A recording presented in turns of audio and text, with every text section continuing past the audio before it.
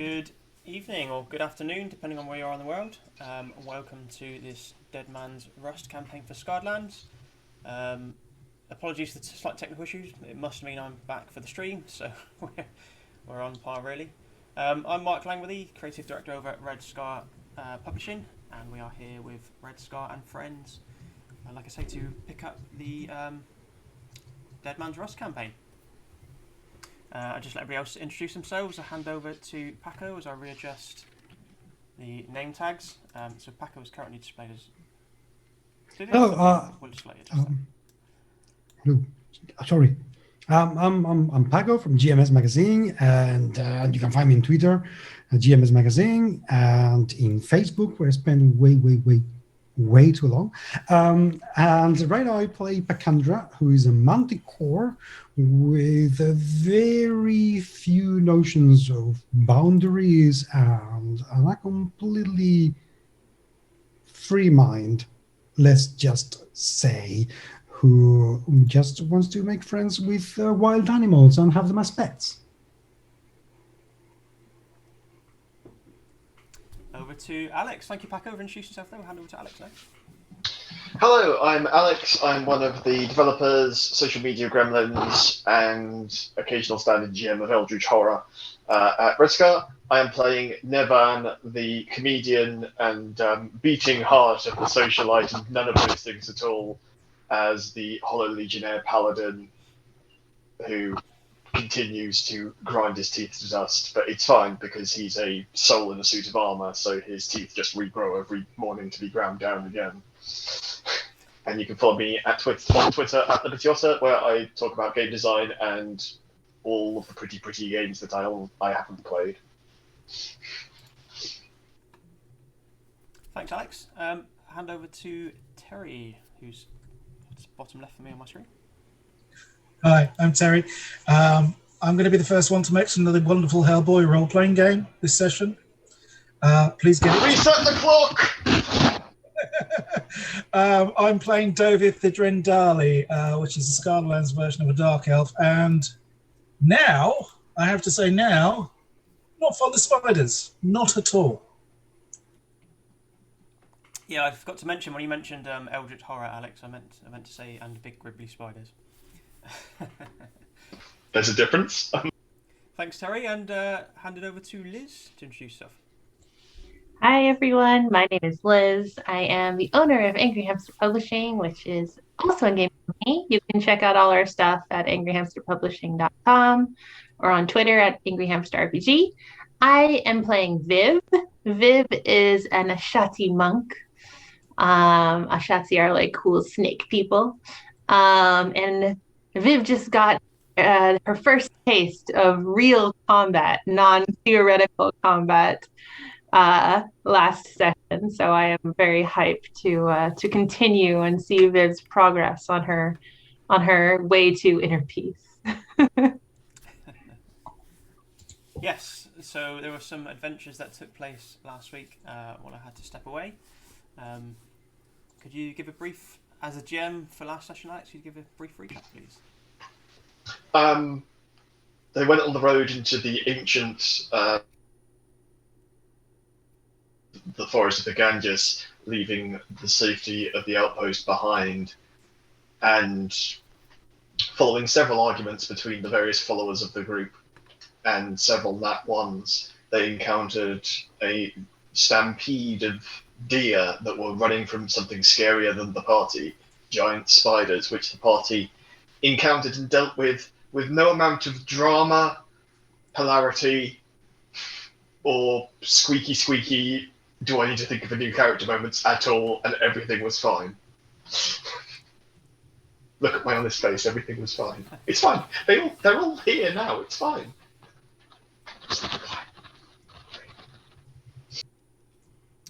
Yeah, so the giant gribbly spiders were chased off into the undergrowth, I believe. They're all, well, in a manner of sense, they're all dead. All tied up in tiny little balls.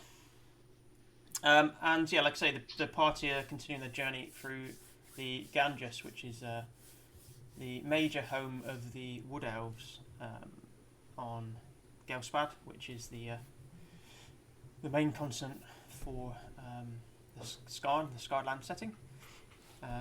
Very ancient homeland, which is also home to Denev, the last remaining Titan. She's said to be slumbering here below the earth.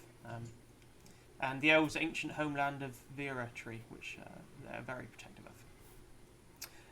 So you've been given some tokens for safe passage, and you're heading south towards the Broad Reach Horizon, where you can continue to escort Dradoki Bronzebeard towards his homeland and hopefully his peaceful retirement.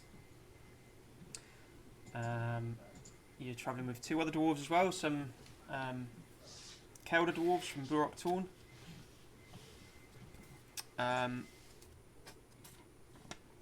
Just recall their names, Axan and Irax, who introduced themselves all the way back at Leone before you departed on this journey with Dradoki.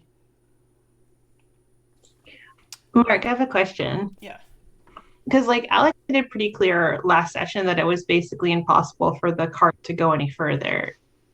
It was able to go further. You just had to disassemble it at various points to get it over certain obstacles. So Okay. the donkey couldn't pull it. You had to push it. So it still makes sense to have the cart, though. Like, I mean, like that's kind of my question. Like, is this a point where we should be like sending them back? Like, we're getting so deep into the forest that it's just stupid, actually, to be carrying a cart around the forest. Yeah. So I've been thinking on this tonight, actually, with the cart making its way through this ancient woodland.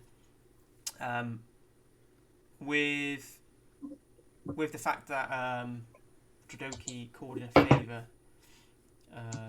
in the last battle, we'll address that within the narrative, I think, Liz. But I have been thinking on it. It's a good question, and yeah, we can definitely address that. So in the aftermath of the battle, you know, your kind of adrenaline winds down. The dwarves are suggesting that you take a rest around the cart, and Dradoki's looking quite worn out. His aging bones creaking and cracking as the adrenaline from himself wears off. Clearly, they're not willing to set a campfire or anything by damaging the woodland around here, but they suggest finding little copse and setting up camp. And they pass it over to yourselves, really.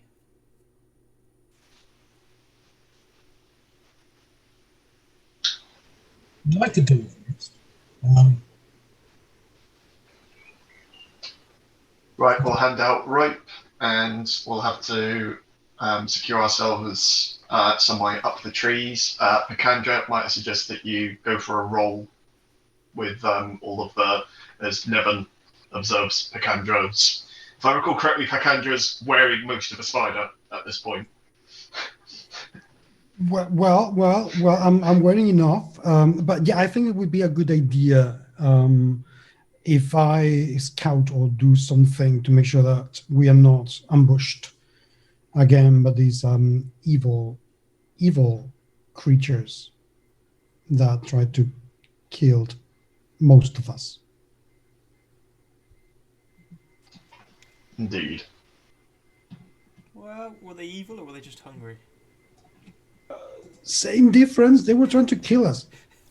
You know, the result, identical.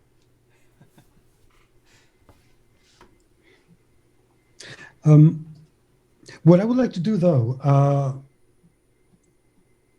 what I would like to do, if possible at all, is there any of them whose bodies have survived enough for me to be able to harvest some keratin or some claws? Yeah, definitely. Yeah. Because I've I don't know what word Picandra would use, but the chelicerates, you know. Fangs? Yeah, those as well. It would be great to be able to harvest a couple of those, and even keep. That's kind of hard, but the poison sac. Yeah. So to have the harvest the poison sacs, gonna need a skill check. Okay, I can skill check that. Well, we'll put it under survival, I think. Okay, survival. Da, da, da. Correct me if you got a better suggestion, Alex, or anybody. You could do dexterity survival because it's knowledge of nature and the intricacies of removing delicate bits. Yeah, I'm happy with that. Well, what does an 11 give me? I would say you kind of prizing the sack out, and you damage it too much to keep the sack itself, but you're kind of competent enough with it to harvest a dose of venom if you like.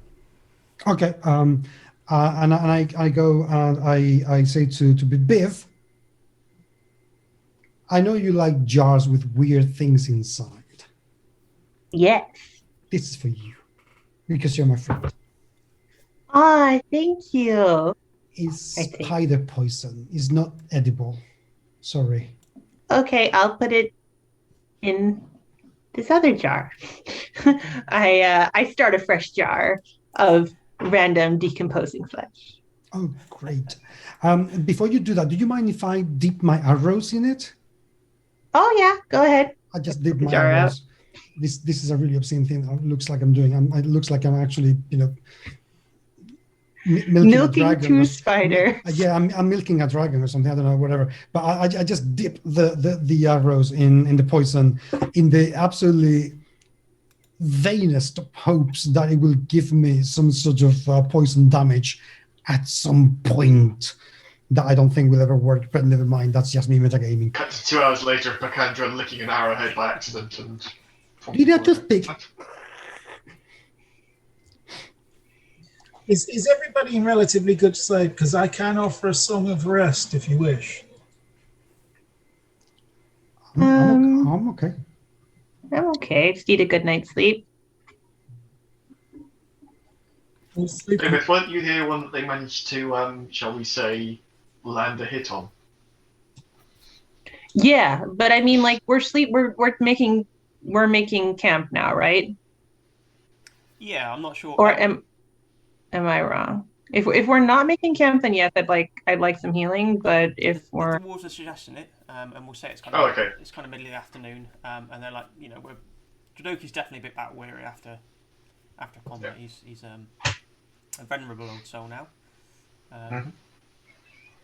Yeah, so he's suggesting it, and the Kelder dwarves are going along with it, and they're just really looking at you yourselves to see if you're okay with it.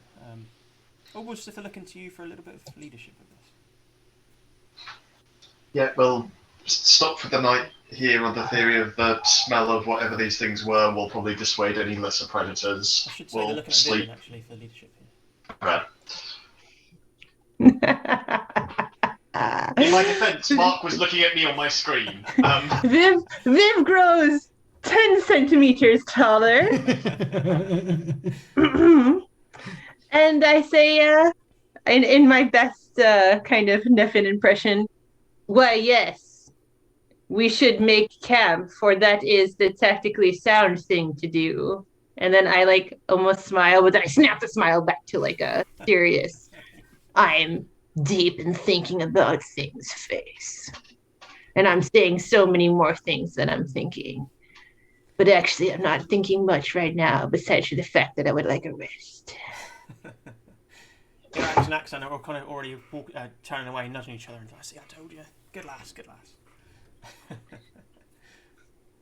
I turn around, side-eye Nevin, and then swank her off to Pacandra to show her the cool jar that I've created for the venom sack. That is very cool, and I hope that venom goes with you for a very long time and vanquishes all your enemies so you can be safe forever. I was just going to watch it decompose. That do too. Yeah, that's fine. It's yours. You can do whatever you like with it. You're my friend, and you can do whatever you want. And I will support you. That's quite okay. Jodoki turns to yourself, Dovith. Yes? He's like, let's leave everybody else to set up the camp, I think. As this is my last journey, and there may be some tales of import to come from this. Do you think you could perhaps make something creative from that battle? I don't mind whether it's a illusionary show or a song or whatever you feel like, but just something to mark the occasion. A memorable experience. I have to say, being half eaten alive by a spider wasn't my first thought when I woke up this morning. Although having had many thoughts at all first thing this morning. It's been a bit of a day, hasn't it? Yeah. So I think if we sit down, we could probably get a lathe out of it at some point. I tell you, if I string a couple of chords together, and then you can kind of we can probably come up with some words together in some form or other. Sounds grand. Sounds grand. Let's leave them to the business of striking camp, and we'll do the important stuff. Okay. Have we still got some, I don't know, fiddles that we can take with us? I mean, imbibe or? Well, yeah. I mean, I might still have a bottle of red somewhere from the boat. Well, if you have a bottle of red, I do have. Oh no, it's not red. It's rum. Are you okay with rum? Perfectly fine. Perfectly fine.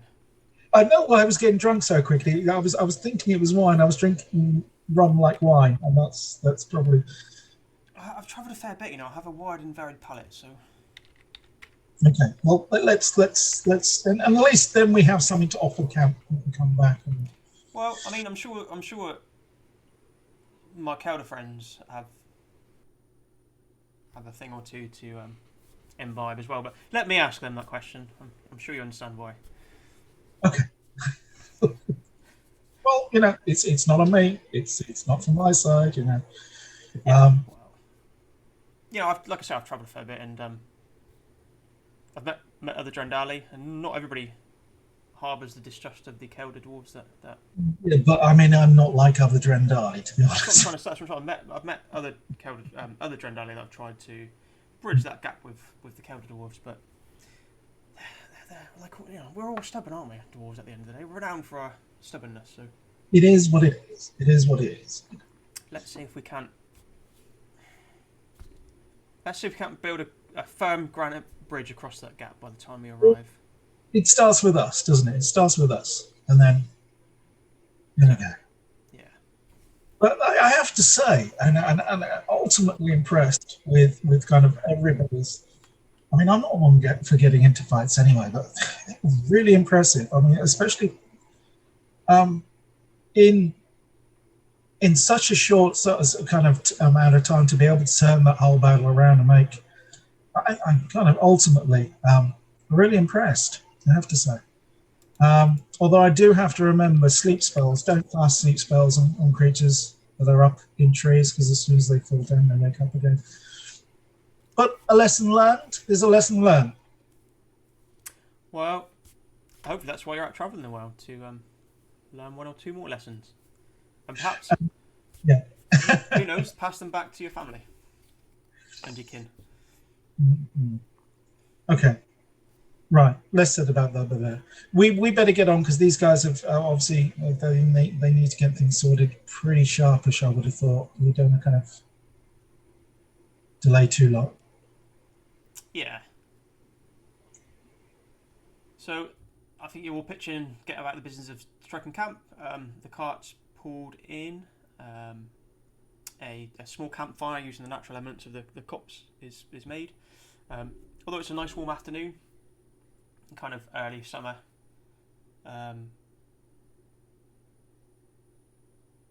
Yeah, you'll just get settled down to rest, really. I don't know if anybody's doing anything in particular. Kandra, you probably disappear in amongst the undergrowth and close by trees and pathways to scout around a bit. So give me a perception check if you like. I like, indeed. Let me just get to my perception. Managed to get the dice roll up and running this week as well, which is good. Okay, well, come on, perception, don't fail me.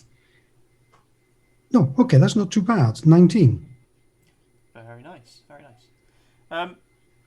You find lots of signs of various animals moving around here. Deer, even large cats, lots of insects.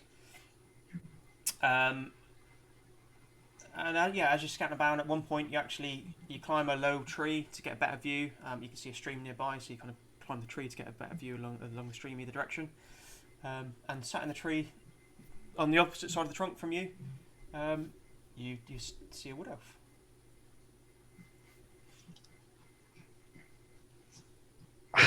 He's just sat there cross-legged. No, he's carrying a bow and a short sword, but they're not in his hand. He's just sat looking at you. Seems to be studying you. Hello. Good afternoon. I think we're looking for you. Not you particularly, but we're looking for wood elves, hopefully, so you won't kill us. Well, I'm certainly not here to kill you. Good. I can only assume with the company you've kept that you have some sort of permission to be here. Yes, yeah, I'm sure we do. Yes, otherwise we wouldn't be here because I don't think that we are in the business of dying, even though some spiders did do pretty good job of nearly doing that to us. You have spiders around here, right? Oh yeah. We have all sorts of nature's creations in this wood. They're not particularly nice, just so you know. Anyway, I have my friends, and we need to talk to you people because there is something very, very important that we need to discuss. And the pollen in this forest is going to kill me. What's going on?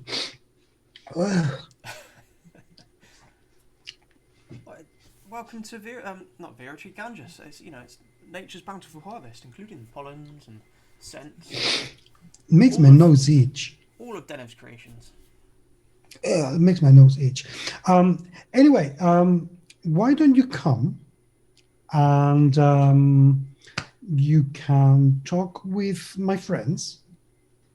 We can tell you exactly what is it that we're looking for, and we need information because there is something really bad happening, an illness that's killing my friend, and I don't want him to die.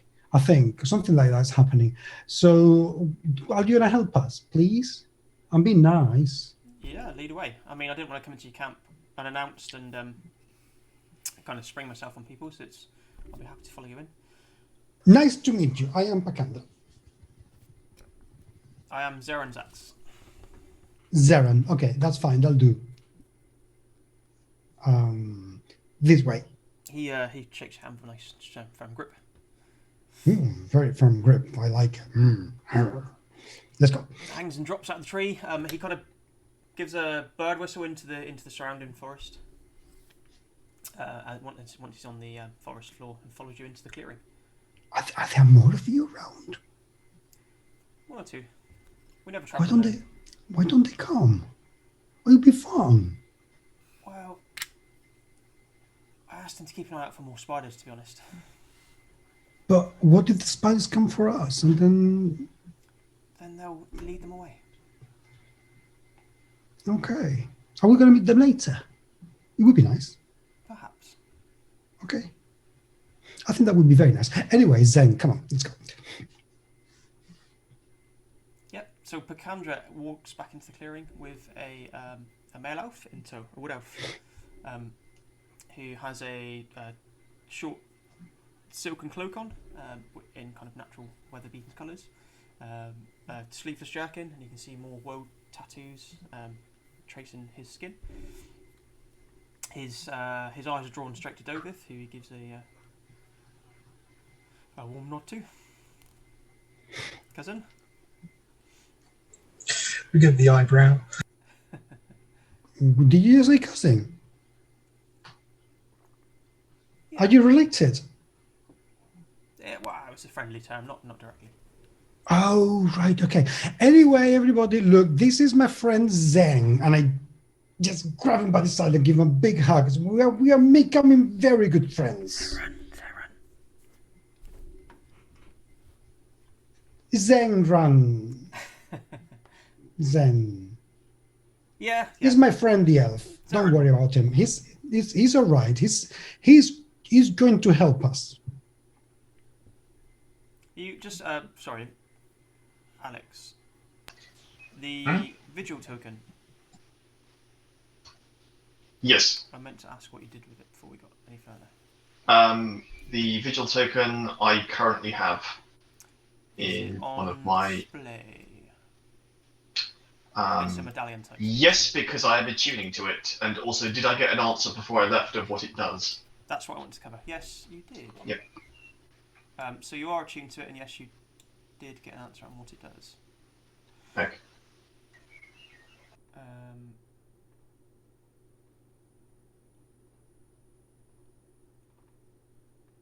It is a medallion of the conifer. So it allows and it holds 3 charges.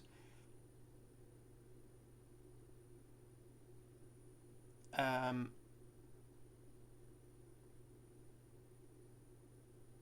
sorry, it has 7 charges that recover at dawn each day. No matter what happens with the medallion, you can always use an action to expend a charge to use comprehend languages. And you can also, with the medallion of the conifer, expend 2 charges to give yourself advantage on strength and constitution checks for 1 hour. Sorry, strength and constitution saving throws for 1 hour. And then during that hour, you also gain 2d10 temporary hit points.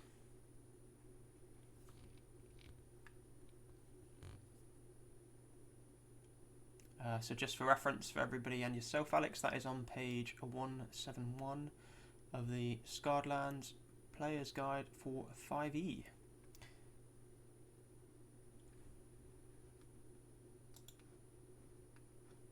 Which I believe, well, it's definitely available from Drive-Thru RPG and is certainly available from Onyx Path website.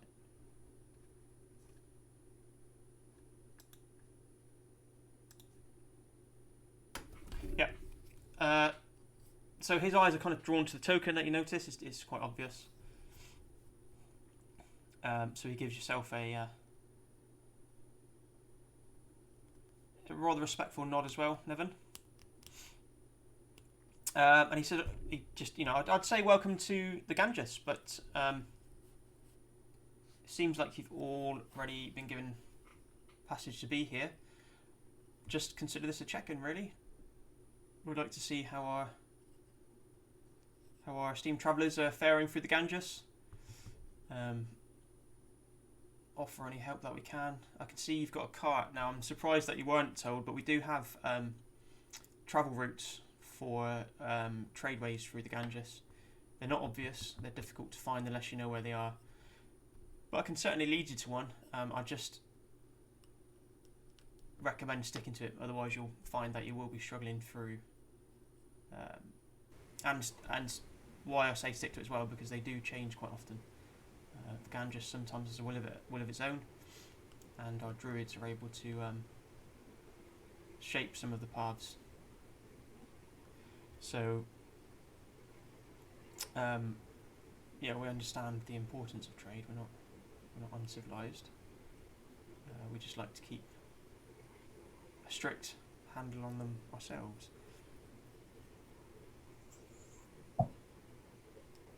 That sounds like a very good idea. I think getting back onto a road and some form of civilization is going to be something that we would probably want to do as a group forthwith. Yeah. I mean, they can be quite meandering, but as long as you follow the though if I imagine yourself would be able to discern the runes that will take you south. They can be quite meandering, so your journey will probably take as long as battling through the Ganges off of the path, but there are reasons for that. They're slightly more patrolled as well, so yeah, you'd hopefully find less spiders crossing your path. It should make the going easier for the cart at least. Good. Is that okay with you, Viv? Do you think that's going to make your life a bit easier with the cart, isn't it? Yes, that would be fantastic. Thank you. You're welcome. If you don't mind, I'll show you fire for a moment. Welcome to Please. welcome to talk all things Ganges or beyond.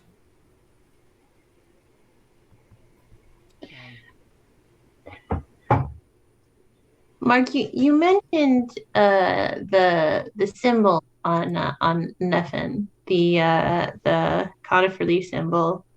Was the elf like making eyes at that thing or no?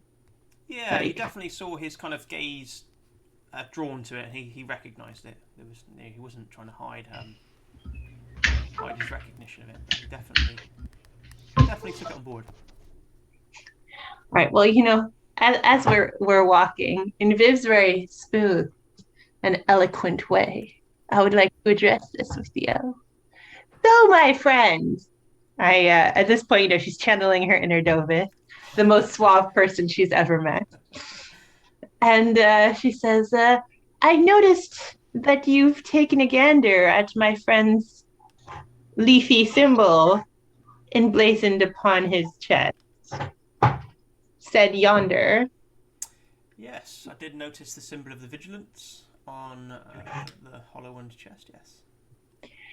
Do you know anything about their whereabouts in this region? Well, I know that's from a vigilant that's a long way off, I believe. I've never met anybody from the conifer. I'm not sure what their name would be, which vigilant they are.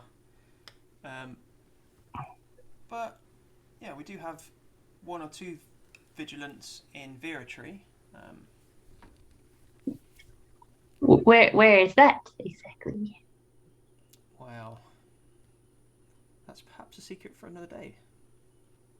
Ah, I see.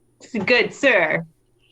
I shall not bother you anon in that case about said location of said location.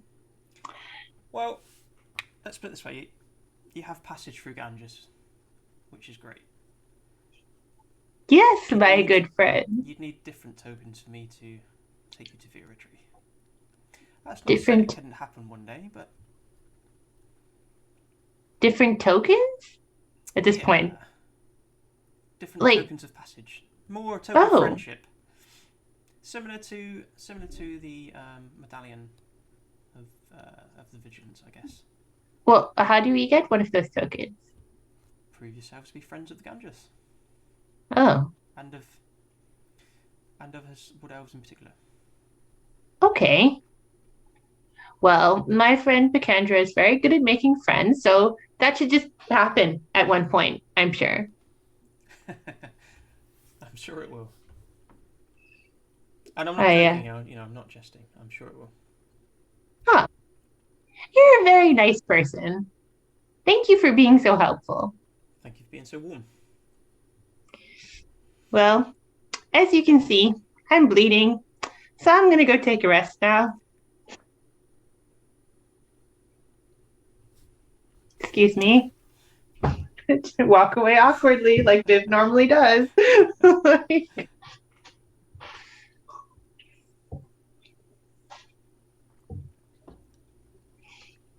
He takes place by the fire, lays his weapons down off to one side. Just either listens in on the general chit chat of camp as it takes place. Seems to get a little bit drawn into your story making between Dovith and Dradoki. Yeah. And really just answers any questions that anybody asks of him that he feels he's able to answer.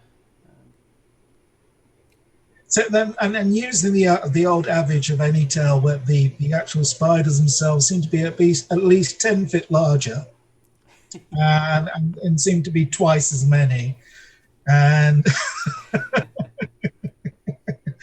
and everyone's kind of the mortal wound is mentioned several times.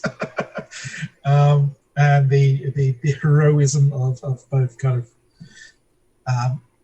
of Viv and Picandra, and the healing hands of the Hollow Warrior are all kind of mentioned within the tale, and the obviously the creeping tendrils that the Bronzebeard were able to call forth out of the ground to save the day, and the only thing that's kind of really been embellished is that the sleep spell worked an awful lot better in the song than it did in actuality. And I would say that's more for kind of the audience. That's more for the children that, you can put spiders to sleep. As you go to sleep, the spiders will go to sleep too. It's that kind of, think about your audience, think about the kind of the people who are going to be listening to this. And spiders at bedtime, it's always good to have a thing that, the spiders will go away. The spiders run and scamper off into the moonlight, never to be seen again. So as you're kind of getting towards the end, and you're talking about Dradoki with the favour, Zaran's kind of like, And I use whilst telling the story to Son, I use a bit of minor illusion to kind of show like a moon, and the spiders kind of climbing out of the trees away from the heroes towards the moon, where they live. Because everyone knows spiders live on the moon. So you did make sure those vines were kind of at rest when you left the battle. Oh, they dissipated completely, yeah. Okay, and you checked around to make sure. That's I was bleeding to death at the time, so. He kind of he whistles off into the undergrowth again.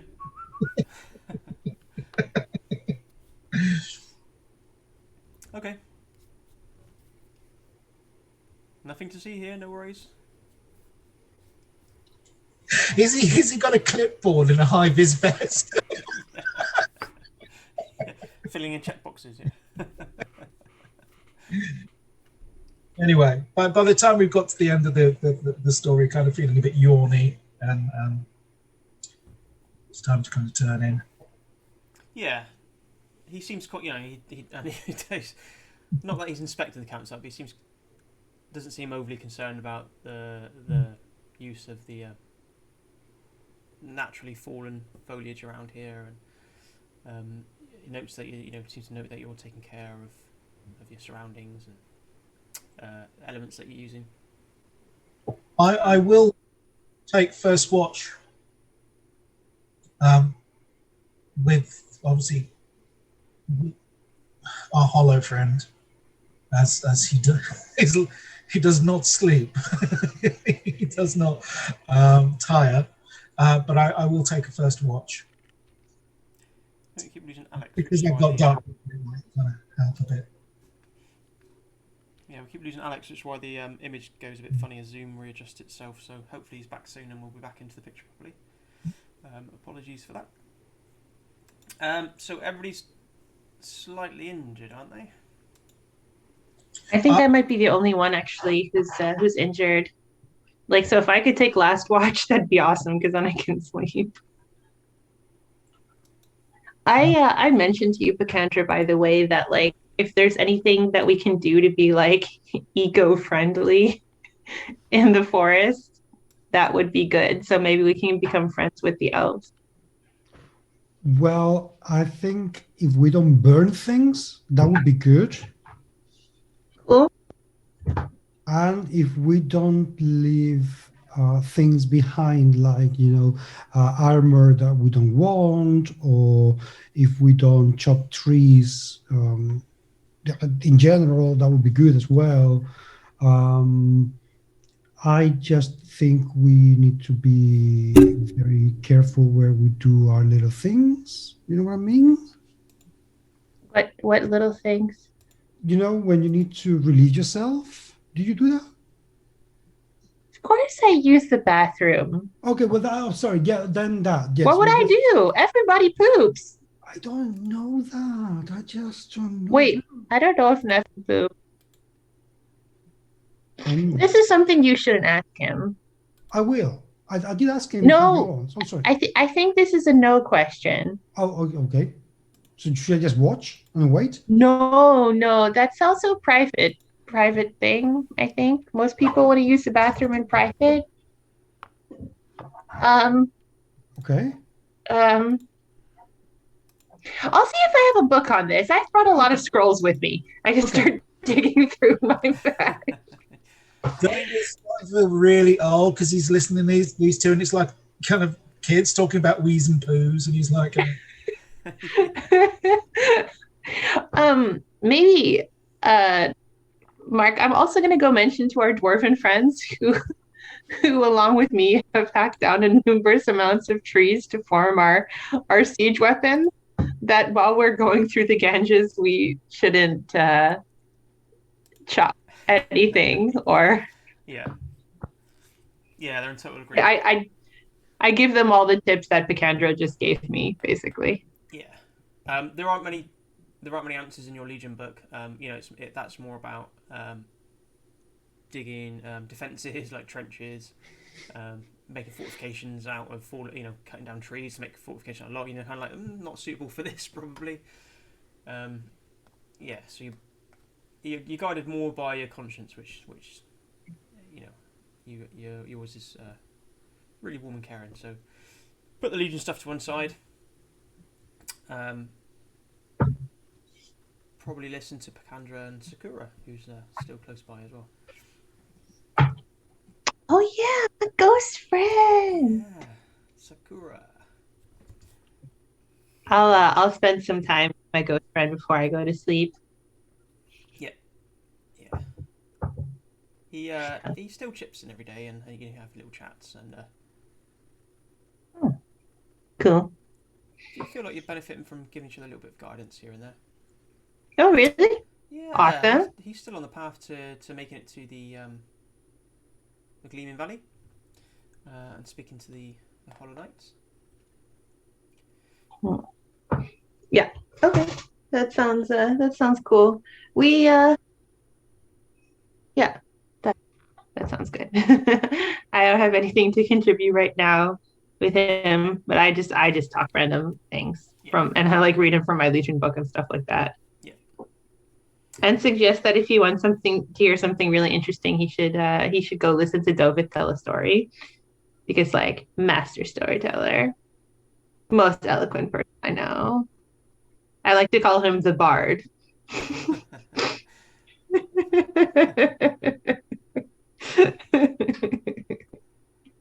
the image maker.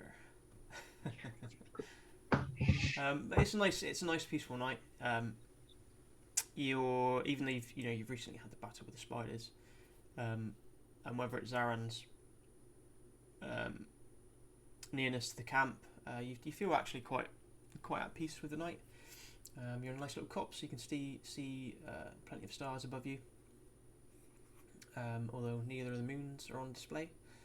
And it's just a nice peaceful night that passes by as you all take your watch. And you wake up feeling extremely refreshed in the morning. Zaran already has a pot of water on the boil. He's restoked the fire. And he's sprinkling some leaves into the pot as you all awaken. This is leaf and twig tea again, isn't it? Yeah. Well, Ganges tea. I thought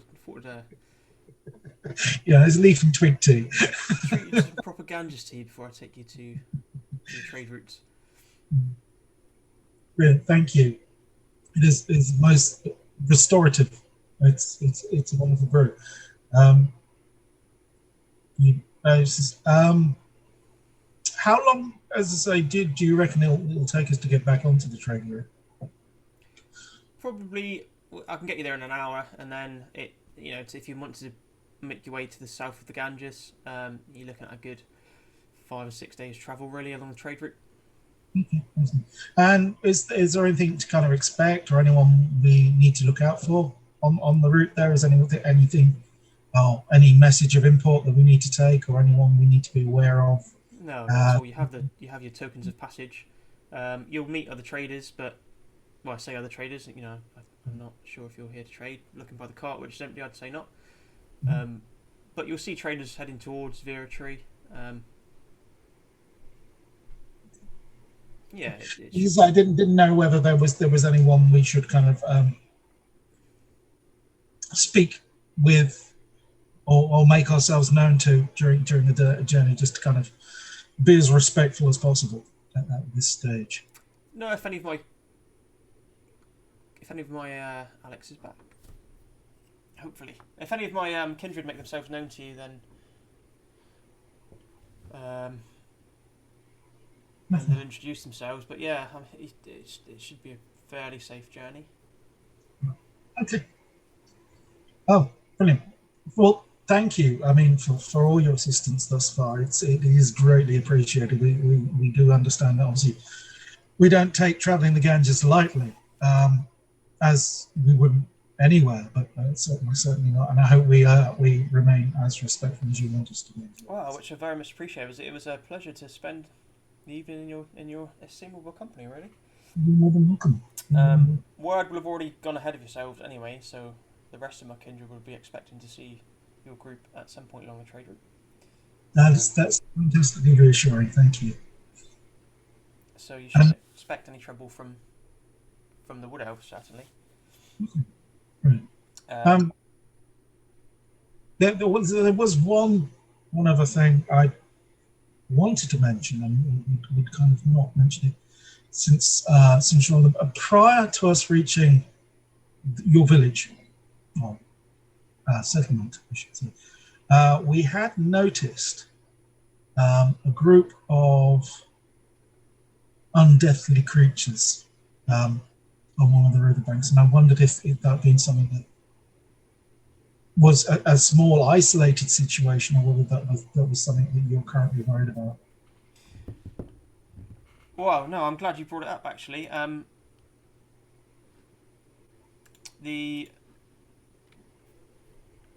Yeah, we've seen it. Well, we don't allow undead in the Ganges. Certainly, to us, they're something that's outside of the natural order. And as worshippers of followers of Denev, that's not something that we allow to. Well, I mean, it's a difficult one, really.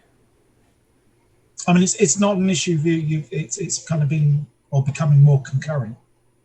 Because I know normally these things do happen, but they're normally kind of isolated. I mean, there have been some great many battles, particularly during the Divine War, in and around the Ganges. So there are occasions where energies can mean that spirits drag themselves back from beyond the borders of death. It's not unheard of, but it's not a common occurrence. Having said that, news is travelling amongst our patrols. Recently of Alex is back, but we've lost Pacandra. Paco.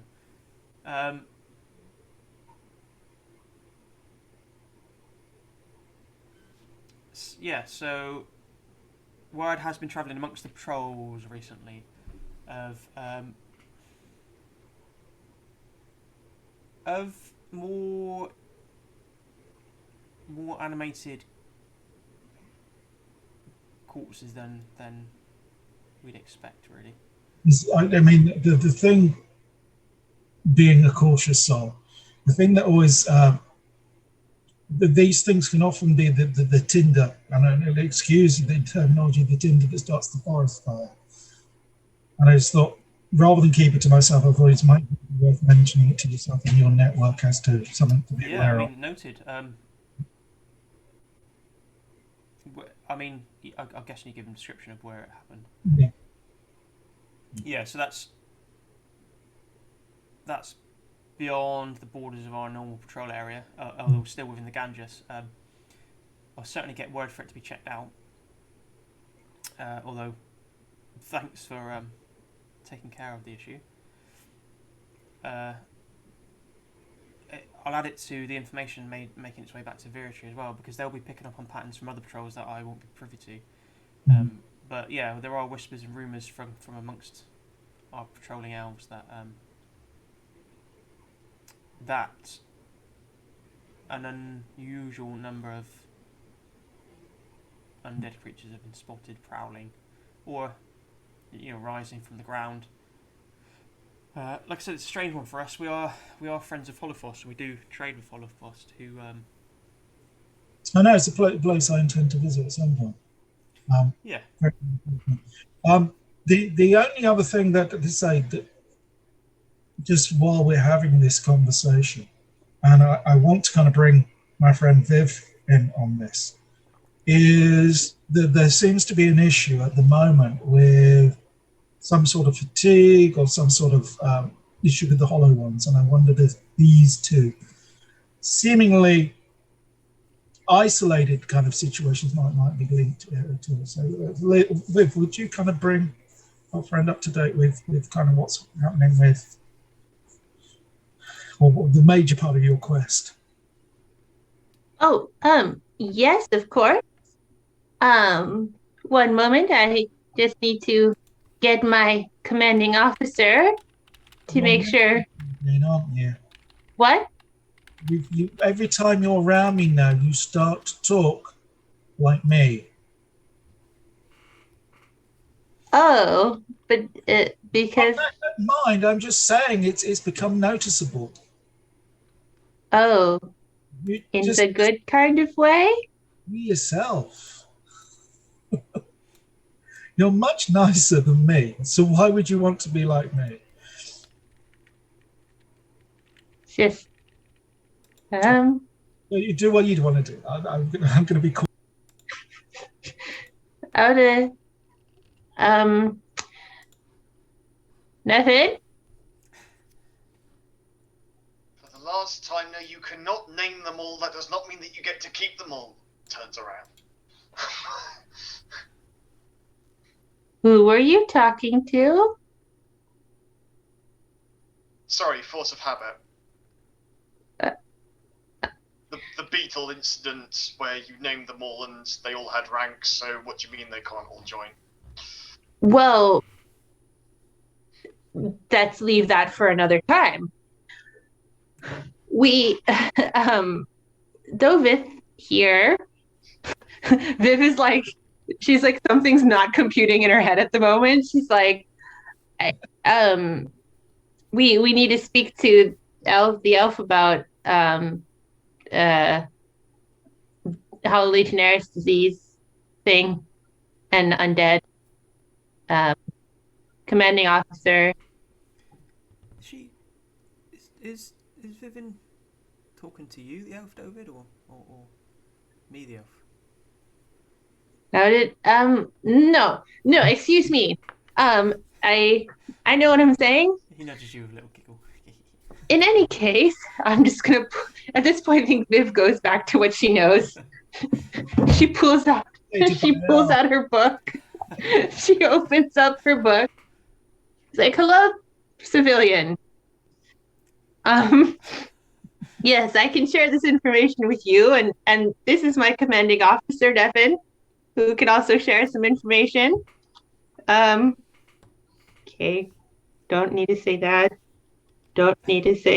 Ah, yes, the mission.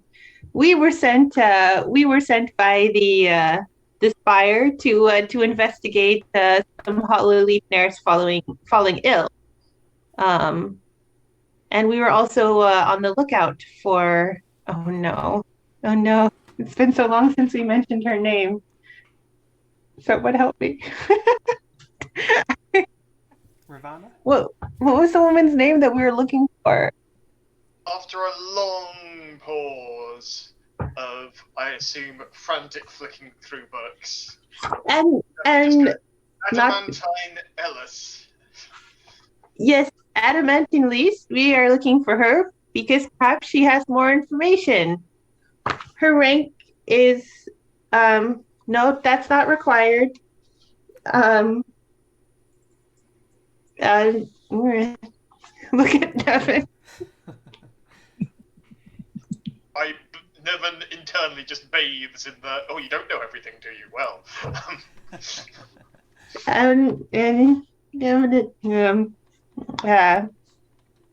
I'm just take your time. You'll get it. Forget about Nevin looking at you at the back of the head. Take your time. Deeply. You don't have to feel intimidated at all. Elves, people just like everybody else. Okay? Gonna shut my book, put my book back in my bag. Yep. Doing well. So yeah, we need to find out more information, but then we got sidetracked by helping our dwarven friend. But this is technically still our mission, and I think that maybe Dovith has a point. I mean, it's a bit strange, right? That people who can't really die are getting sick and then the dead are rising more. That seems oddly coincidental. Every book that I've read says that this would be some type of connection, I think. It'd be a good plot anyway. I start ranting about stories that I've read. Wow. I mean, ultimately, it comes from a place of paranoia. Conspiracy theories. I feel that most things in the universe are linked at some point. And the threads, I hate to use the word spiders, but the world is like a web. We're all linked. We're all symbiotic. We all live together on this planet. When one thread of the web gets twanged, I often feel it has links to others, and I feel that the two might not be mutually exclusive at this point. Yes. Is that what you were trying to say? Connectivity. Yeah. Yeah. I mean, it makes sense. I don't know much about, I mean, do you have any I don't know. This is all very interesting. I'm not sure. Probably at this point you catch some sign of it resonating with Nevin briefly before he closes his face off again to it. Before he becomes stony faced again. I like poke Nevin.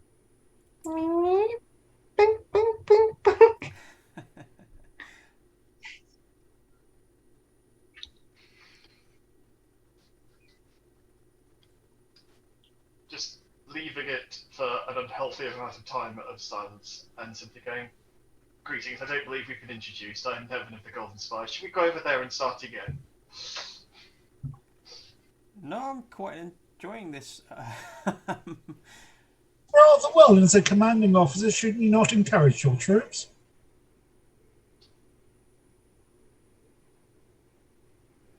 I don't recall asking for an opinion. No one asks for it, but everyone's got. If we are about to conclude this song and dance, David, I believe there's actual work to be done. No, I don't know. You feel like Zaran kind of steps into the awkward breach there. I don't know about things being connected. I kind of leave that to more academic minds than myself, I guess. I just try and keep the Ganges safe and make sure travellers that are meant to be here are safe. And those that aren't meant to be here don't want to be here. Adamantine I've not seen for a long while. I shared a drink with her or two back in the Gleaming Valley. I think she runs an ale house back there as far as I know. But we did have a... You've been to the... You are well travelled. Yeah, well, I like to... Hey, I'm not a young elf, you know. We don't always spend all our time in the Ganges. And in fact, we travel around a bit just to see how the rest of Gelspad and Skarn fare, really. The Divine War's still quite fresh in our mind, and there's still lots to be done to hopefully help Denev repair the world. So, yeah, I take it upon myself to get out and meet people and make connections where I can. Help. Have you heard about any Holy Legionnaires falling ill? in your travels, or well, with anyone traveling through the Ganges? Not falling ill. We had another Hollow Legionnaire travel through recently called Ravana. Oh, how recently? 2 or 3 weeks.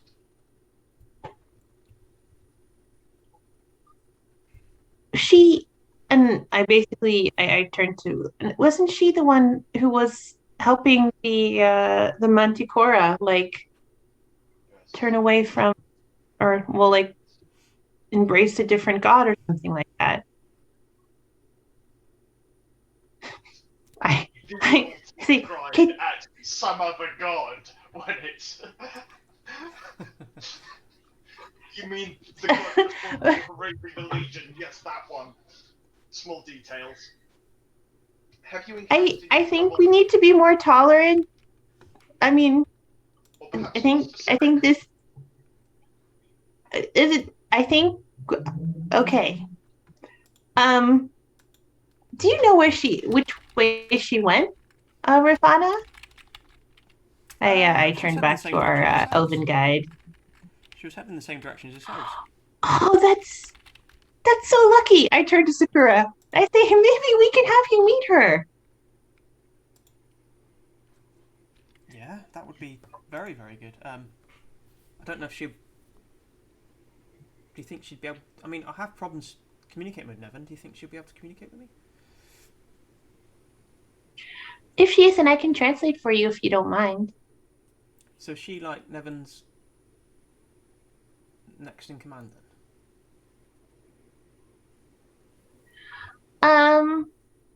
I like lean over and I whisper like, she strikes me as more important than him, maybe higher rank. But we shouldn't mention that in front of Nevin. Oh, okay. But like she seems so cool and she's helping all these Manticora, so maybe she'll want to help you too.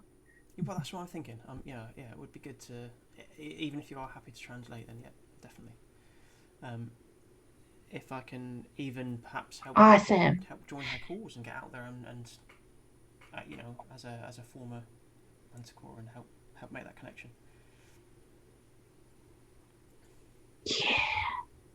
So, and I turn back to the elf at this point after just having spoken to myself. And I say, so she was heading in the same direction as us? Did she say where she was going at all? She was heading to the Broad Reach. I certainly didn't spend as much time with Ravana as yourselves. She's known to the Wood Elves of the Ganges, so she has passage through here. She's quite a diplomat from what I hear. So maybe she'll go on a cool diplomatic mission further south. I don't know. There are certainly plenty of elves and dwarves out in the Broad Reach. Okay. Thank you. That's very interesting. I make a note in my journal. Have you perchance encountered an individual whose right hand is made of shadow? Why do you ask? He seems because I'm looking for someone whose hand has been replaced by shadow. He seems to close right hand slightly. Become a bit right, right hand, silver to white hair. It has to do with someone he lost. This is new. This is new information. That is what I'm trying to gain, if I could hear the response. As in formed purely of shadow? As in made of and consisting entirely of shadow-like substance, or lack thereof. You've had dealings with them?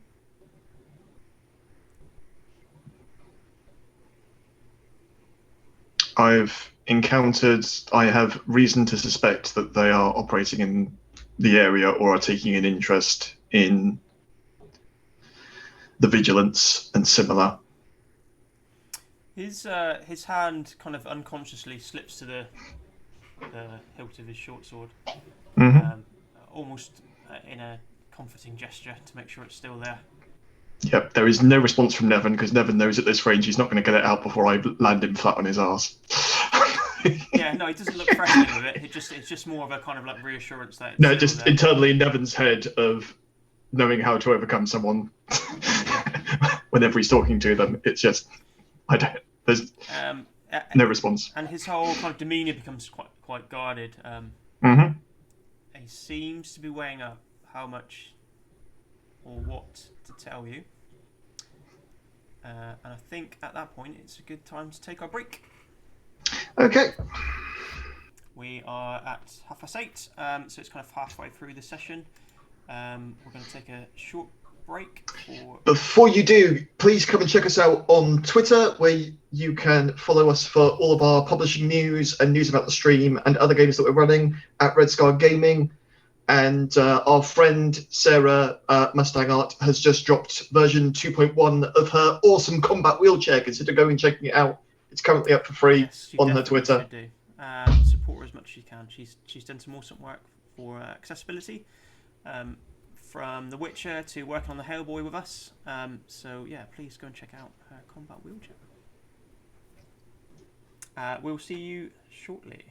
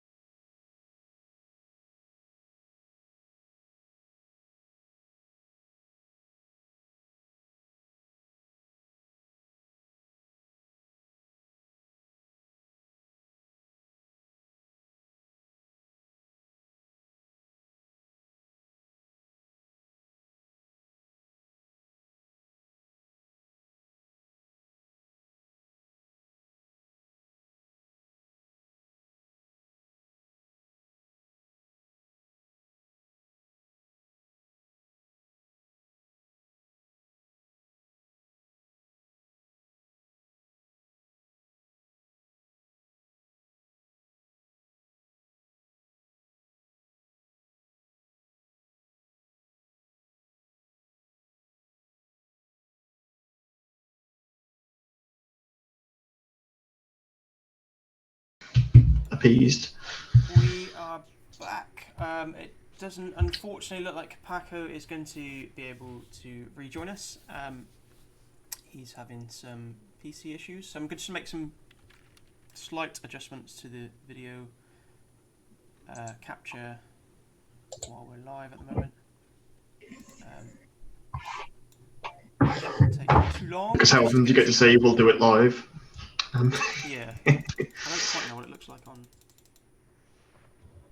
screen, but apologies again. Like I say, there's been a bit of a reshuffle on Zoom, which is really friendly to us. Whilst we're being reshuffled, have you been on Twitter yet? Have you followed everyone in the game? Well, you should do that now because, well, come on. We've got technical gremlin openings. Go on, appease the Twitter gods. Go on, you know you want to. Or you can go and check us, go and give us a follow on Red Scar Gaming on Twitch, and you can find out why Liz's company, why the hamster is angry. We discussed that, and an awful lot of video games. We discussed so many video games. Speaking of, I watched the full episode of Omni Blades in the Dark, and I sent it to my Blades in the Dark group, and we are all now convinced that this Blades in the Dark. Omni Blades in the Dark. It's a Mass Omni-Blades. Effect hack of Blades in the Dark. It is amazing. And Alex sent me a link where, like, the Shepherds, Commander Shepard and Fem Shep from Mass Effect play Omni Blades in the Dark, and it is what happiness is made out of. Mike, who voiced all the Vorcha in the game, plays a Vorcha, because of course he does. Where would it? Do you have a link for that, Alex? Yeah, I will put it in the Twitch chat because it makes me far too happy. I made far too many happy noises when I don't think I've actually watched it all the way through because I just get too excited and just start running around going, oh my god, oh my god, oh my god. There you go. It is in the Twitch chat for after you finish watching here. Alex was very good about bringing every single video game thing back to roleplay in some way, though. That's because he knows all of the role-playing things. All the things. I'm dreading when conventions come back and someone's going to mention, oh, have you heard of this? And just I emerge out of a coffin in a corner. Ah, do you mean version 5.5 or the reboot?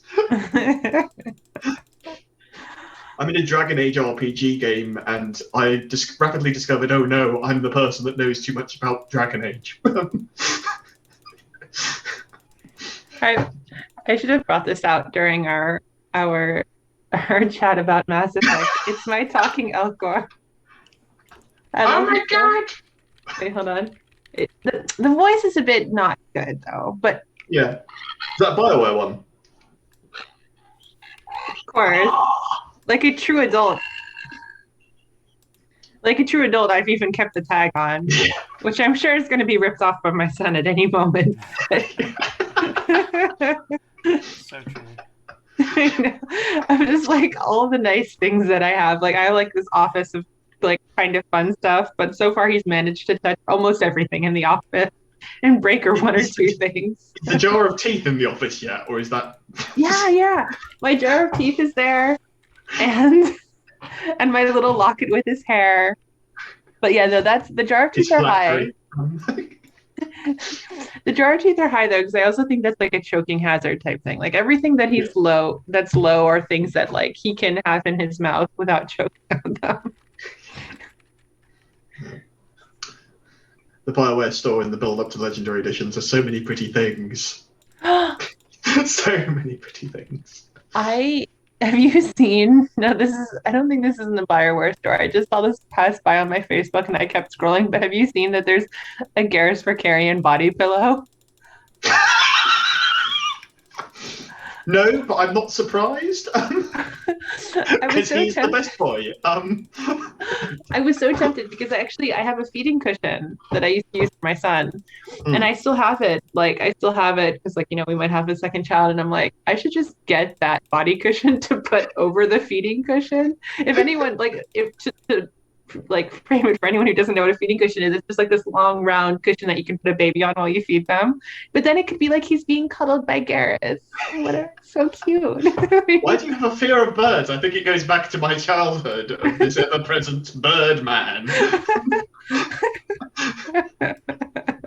Threatening my father's place place IT in the technician. family. I don't know. Just some voice kept saying calibration, and I found it soothing. Oh, space boyfriend. Garrus, when Morden Solus is the main man. Oh, Solus, you mean Danger Pickle? Danger Pickle. Very jade. There was a theory on one of the groups that I'm in of just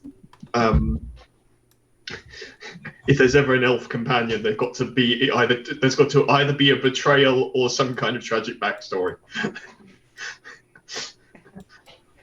That's I was starting to go crazy. The only thing about Omniblades in the Dark was I was surprised it wasn't an age hack because Green Rain did a great job with Dragon Age. Is it? Do you like the system for Dragon Age? I haven't played it. I'm tempted to buy the book, but it's worth it just for the book because it is basically 300 pages of just extra dragon lore, like stuff and fluff and organizations and history from indexes. That and World of Phaedus, Volume 1 and Volume 2. Volume 2 has most of the Chant of Light in it, which I may have memorized and started quoting in sessions, but that might be a problem that I have. That's an Alex problem. Yeah. It's only a problem when my GM says this is weird. This is weird. We're definitely doing earlier. We've lost the dice roller, but let's roll without it. Yep. Okay. But yes, the Dragon Age book, highly recommend. Although it is a murder weapon, it is a hefty tome, but definitely worth it. It's one of the earlier versions of the Age system, so there are some kind of changes. So if you played other versions, you might find some stuff hasn't been. So it's slightly different, but you could probably jerry-rig it to run Fantasy Age or Blue Rose stuff through it fairly easily. Okay. Very easily. Fantasy Age. Although my stereotypes came through, I played a dwarf and I had a seriously dodgy Scottish accent as the dwarf. Always shouting at the people at the table. I demand that all dwarves have Texan accents. Yeah, exactly. All dark elves must have Australian accents because they come from a land down under. And, just related it all the time to because even Lord of the Rings had Scottish dwarves, didn't it? Or I'm just thinking of the films do. Yeah. And Tolkien scholars to this day will argue about it. But I recently learned that Tolkien scholars argued whether or not Middle-earth had bees, and someone had to ended the 6-hour argument at a Tolkien scholar convention by going, "But Rohan has mead halls, and mead needs bees." If the meme is to be believed. But wait, aren't there's bees with Beorn, right? Like he had tons of bees. Yep.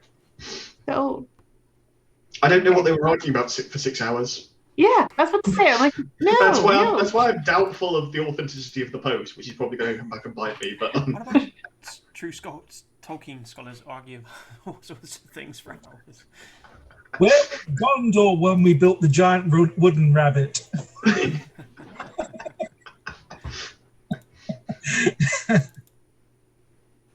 Right, so now that we've agreed that we all need to go and play Omniblades in the Dark and Fantasy Age and Dragon Age, and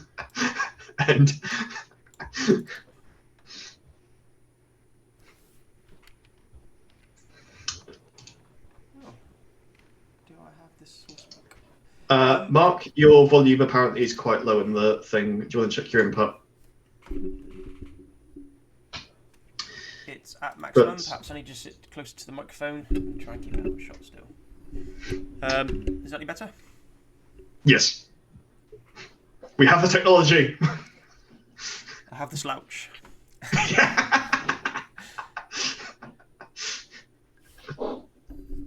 Did that come up on Twitch? I can't see anything. But...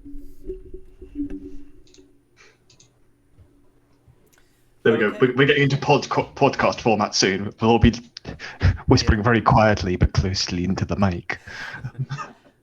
It's like I'm talking right in your ear. It's when the GM likes to make a point. Yeah. No, it's totally fine. And roll with disadvantage. Just.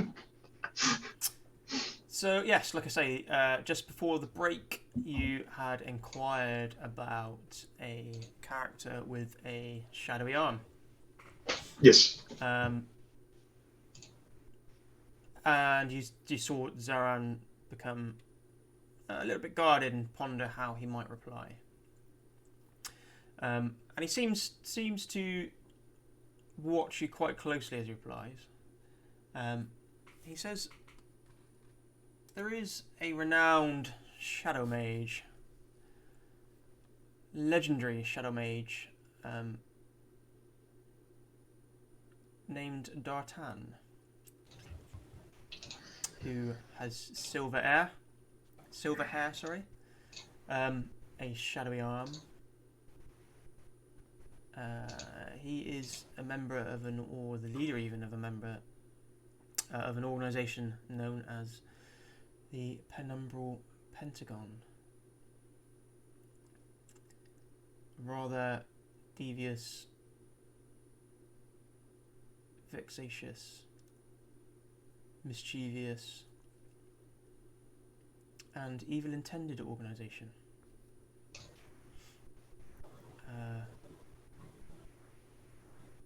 I've never run across them myself, but their reputation precedes themselves. They seem to operate mainly up around the plains of Lead, and to definitely be at odds with the city known as Mithril. Why do you ask?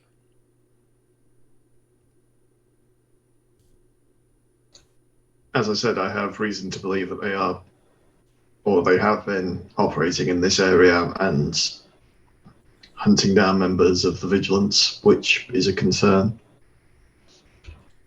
We met a ghost. Indeed.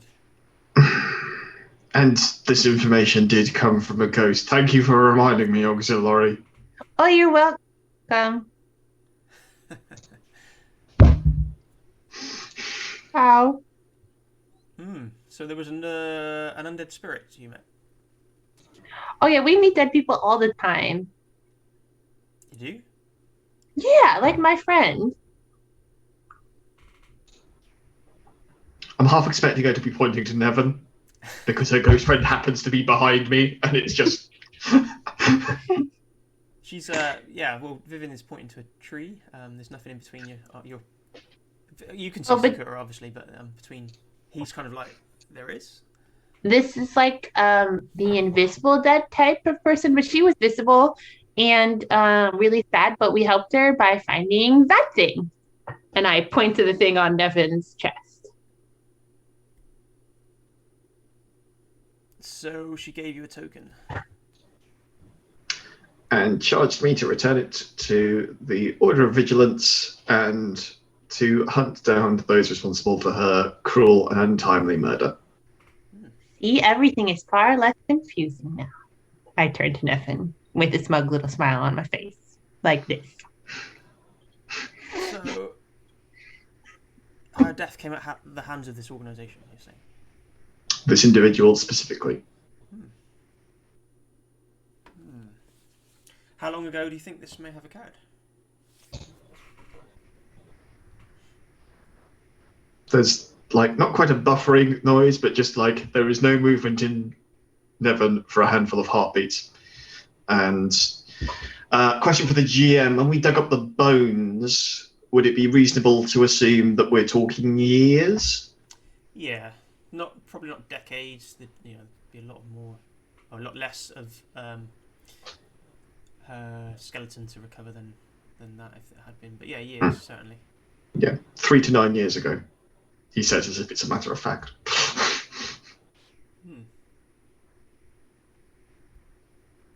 Wow. That's grave old news indeed. I'll need to take this back to Veritri, I think, to get our diviners onto the case, maybe. That would be appreciated. But wait, don't you want to like coordinate that somehow, Nevin? Like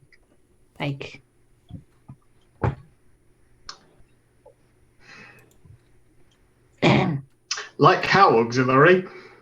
I don't know, like if they're going back to Tree to search for information on this person who you know and have some type of feelings for, then maybe you would like to go with them or set up a way to communicate about this. So if they get more information, you can get the information too. Hmm. Perhaps this is some kind of conversation I could have been having instead of this one. You were just. Mm. Well, Nevin hasn't turned from talking to this guy. There's just like the occasional kind of talk to Viv. Viv and I assume trying to be smug in the corner of his eye and just not moving. Well, we're talking penumbral lords within the Ganges and murdered vigilance. And while I have come to like you, I do need to be wary. So I'm not going to extend an invitation to Tree just yet, let's say. We wouldn't expect such a gesture upon a first meeting, but perhaps we can.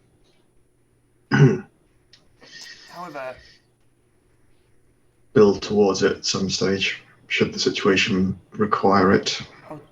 I'll certainly take this news back to Tree with haste. And if necessary, I'll ensure anything of import travels in your wake. Certainly. I'd recommend you keep to a certain path in that instance. So, if you're travelling along the trade routes, leave by the horse clan. There are various clans of elves out amongst the broad reach and dwarves. And from what I remember of Drodokian's legend, you'll be heading to Freeholm. And Drodoki kind of gives a nod at that. So as you leave the Ganges, pass through the Horse Clan village. They're a group of elves that guard the broad reach for us and entrances to the Ganges.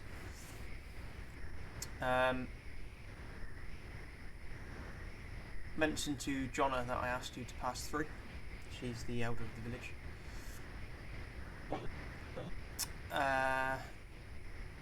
Yeah, so if you at least travel through the Horse Clan, leave any other information about any side paths you may be taking on your way to Freeholm.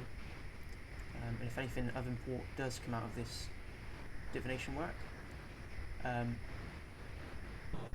you think you'd perhaps be able to... How many days back from the trading post was this encounter with the spirit? I'd give him oddly specific details and, like, probably as close as I can to estimates of how many leagues from the trading post the bones are buried. Excellent. Because let's face it, if anyone's going to count how many leagues and how many feet a day travel we took, it's going to be Nevin. So maybe... I mean, this is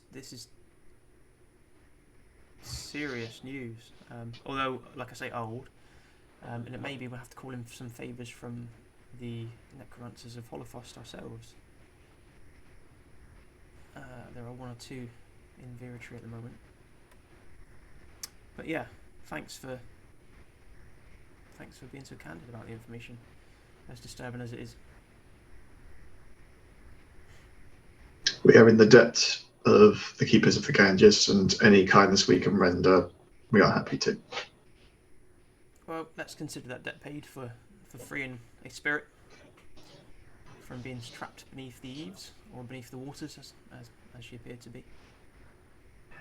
Indeed. You've also taken care of some undead yourselves on the way, so I'll find out what I can. Well, thanks. But let's get you to the trade route first. Lead on. So, Wish. say again. I said, as you wish. As you wish. I mean, I can leave you to struggle through if you choose, but I wouldn't recommend. Yeah, you break down camp quite quickly. He helps you cover over as much as your previous presence there as possible, so you demolish any clues of your presence within the Ganges. And you spend about an hour tracking through. He takes you onto an animal trail, a deer trail. Takes you through the Ganges onto a rather broad trade route, as he calls it. So you kind of pop out amongst the undergrowth, which is quite harsh, and the dwarves are unsure if they're going to get the wagon through. But actually, you pop out onto a rather meandering, seemingly cavernous natural roadway through the Ganges. You can see the branches are all overgrown. So unless you literally popped out of the woods from either side of this or stumbled onto it, it was highly unlikely that you ever would have found it. And you can see various wold runes painted onto the trees.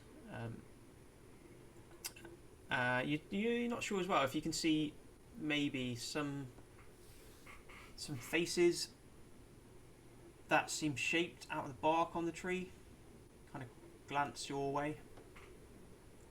And you at one point, as he points you south and you start to head off, you hear a high-pitched giggle, and you see a couple of small, sprightly figures disappear in amongst the undergrowth. But it's quite nicely shaded here. The heat of the day doesn't seem to reach this far down. It's rather a nice day's travel, rather pleasant. And you make good headway. What are those things? I make points. Were you just about to ask that, David? I was just to say, ultimately amused at this point, and it's probably gone past everybody else. Thing about the play on words that we're actually in a hollow way with a hollow one, and David finds that ultimately amusing. It's chuckling all the way. Well, you're kind of used to secret paths and secret caverns living in Deirdre and Dahl, but this is obviously rather made of rock. It's made of branch and leaf. Mm-hmm. But what are the kind of sprightly figures? I ask our guide. He's got he left you. Sorry. Oh, he left. Pointed south, and then he disappeared off to head towards Vera Tree. Okay, wait, but these things are too cool, Mark. These things are too cool. Can I try to get one while we're going? If I see one ducking in, can I try to just I don't know, I break off a piece of bread from my packet and I just kind of hold it out I want to see one of them up close. Anybody else do anything? Are you kind of trying to do it quite sneakily out of view, or you just sneakily out of Nevin's view? Everyone else, I feel, will let me break away from this very small group. The person renowned for getting into shenanigans. What are you talking about? Any shenanigan I've been in has been because of you. This is my first. Game has nothing to do with me. This is my first solo shenanigan. No. Wouldn't the rock classify as that? No, because that was him challenging me. You can move this giant immovable rock, or you can apologize. I guess I'm moving the rock. Exactly. He gave me an impossible choice. I just as we're walking, there's fallen leaves on the path. I pick up the leaves and I make a little crown. And then I kind of hold it out, just holding it out to the side while I'm walking, not really looking, not really bothering anyone, trying to get a fairy. You hear a very high-pitched buzzing sound, maybe a large bee. It sounds like a large bee or something. But drift closer. Okay. slowly turn. Do I see something? You don't see anything behind you, don't you? Oh, okay. But as you spin back to the crown, you see, this small pixie-like creature, probably a foot tall. You can't see its wings; they're moving so rapidly. But it's essentially a small humanoid, which looks like a very tiny elf, very fragile elf. Has zipped up. It's got its tiny little hands on the edge of the wagon, and its head's peered over. A young, female-looking fairy type creature. I smile and wave. Just more and more teeth. I basically take like a lid off one of the glass jars I carry, and I pour some like beer or something into it, and I like put it next to the crown. She flits up onto the side of the wagon and sits there cross-legged. She starts to spin the crown on her arm like a little hula hoop, and then she's pointing it to herself. She's kind of like. I'm like. Or wait, no, I have to do it more subtle. I think initially I go like this, and I'm like to the side. I start searching in my bag for more fun things I can give this fairy. I am thoroughly amused now in my own world with my cool fairy friend. She's kind of like, and she buzzes off with a high-pitched buzz again. She leaves the crown where it is. Within a minute, she's back, and she's carrying. For her, it's a large acorn, but yeah, she's carrying an acorn. That's I don't know if I've not showed you my healing potion before, have I? So it's like a little potion with 2d4 in it. Oh, cool! She brings out an acorn that's that kind of size. Okay. And she holds it out to you. Oh, I carefully take it, and I say thank you. So it's like the size of your palm. It will fit in your palm. Oh, I look very impressed. And it looks like it has the the cup the acorn sits in. Yeah. With the little kind of nodule sticking out. It looks like that's all screwed on like a screw cap. Oh, okay. I think nothing's wrong. I unscrew it. And there's a golden liquid inside, which looks honey-like in consistency. I look at her like, should I drink it? She points to your the scratches and fang marks that you have. Oh, that's so sweet. Okay, I motion like I say thank you, and I screw it on like and I put it in my pack like I'm gonna save it for later. Yeah. Like so you can write yourself down that you have a healing potion. So cute. Oh, Mark, I like her so much. You've accepted a gift from a fae. Good luck. You know what, Alex? I don't need this negativity in my life. I get it from Nevin. I don't need it from you. She takes the crown and puts it over herself like a necklace. Mm-hmm. Lifts the thimble and swings it. And she kind of like shakes her head. Oof. Oof. I'm like, whoa. And then she's kind of like, her little feet, she's teetering on the edge of the wagon. Like, I make sure, like, I quickly move my hand behind her to make sure she doesn't fall off. And she just sits down with her flop, like, whew. Oh, she's so cute. I'll just spend time like I'll making her like an inordinate amount of time. Have you seen those videos where people make food for hamsters? Yeah. So just like I just am making her like the equivalent of like a rough Sunday breakfast to soak up some of the alcohol that I gave her. So like I get little strips of meat, I cut a little piece of bread, I put it on a lid so she can eat just some drunk food. Yeah. Her version of the kebab. Yes, exactly. She spends a little bit of time with you. Eventually, obviously, Nevin and Dovith, you'll see your little passenger or Vivian's new friend. I do not react. I keep on walking as if I have seen nothing, because when this blows up, I need to feign surprise. Plus, I'm also pretending not to notice because I know if he sees it, he's going to blow up. And I think she should just be allowed to have some space and time to herself to do the things that she needs to do. I'm gonna be talking to Bronzebeard and sharing stories and techniques of writing and synonyms, that kind of stuff. Yeah. But she spends a lovely amount of time with you on the day's journey, Vivian. But eventually she kind of looks up to the canopy, and you can see it's got a lot gloomier under here. And she pulls out a jar of ointment, and she holds out her hand towards you. Okay. Like with the ointment in it. Well, she holds out her hand, and she's kind of like almost as if she's showing you what to do. Okay, I hold out my hand. And she paints a woad runic tattoo on your arm, basically, in very fine. Well, she uses her entire hand to get enough of it on to be visible by you.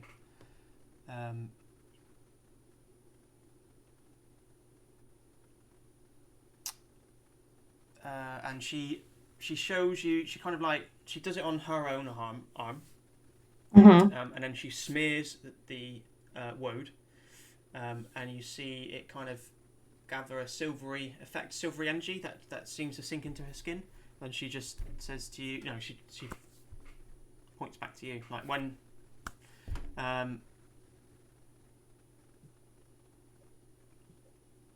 she's struggling really to relay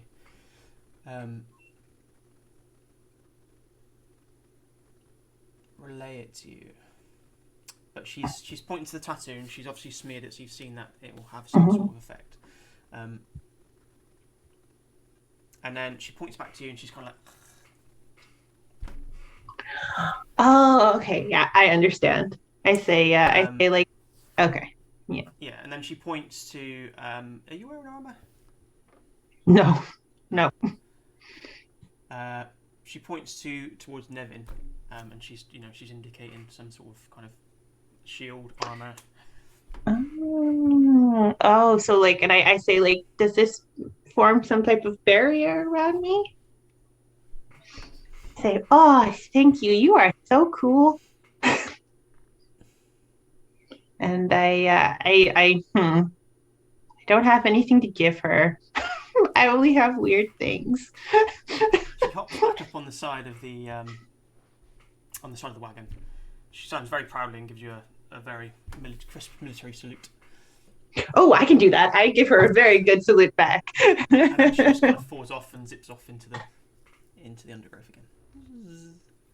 Sweet. Vivian starts furiously writing in her journal as if no one has noticed anything that's gone on, and she's done the coolest private thing together by herself today. Real highlight of the journey through the Ganges.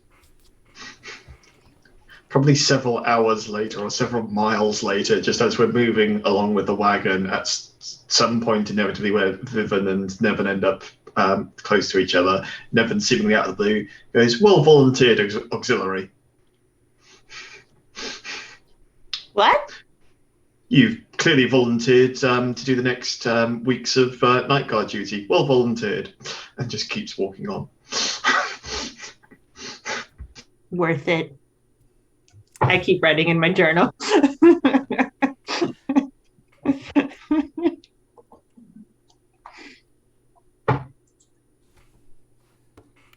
Night. It's got rather very gloomy.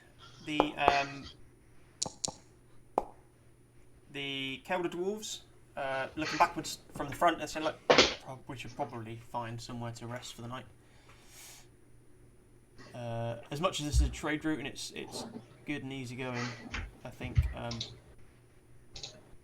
it's been a long day and we could all do with the rest, really.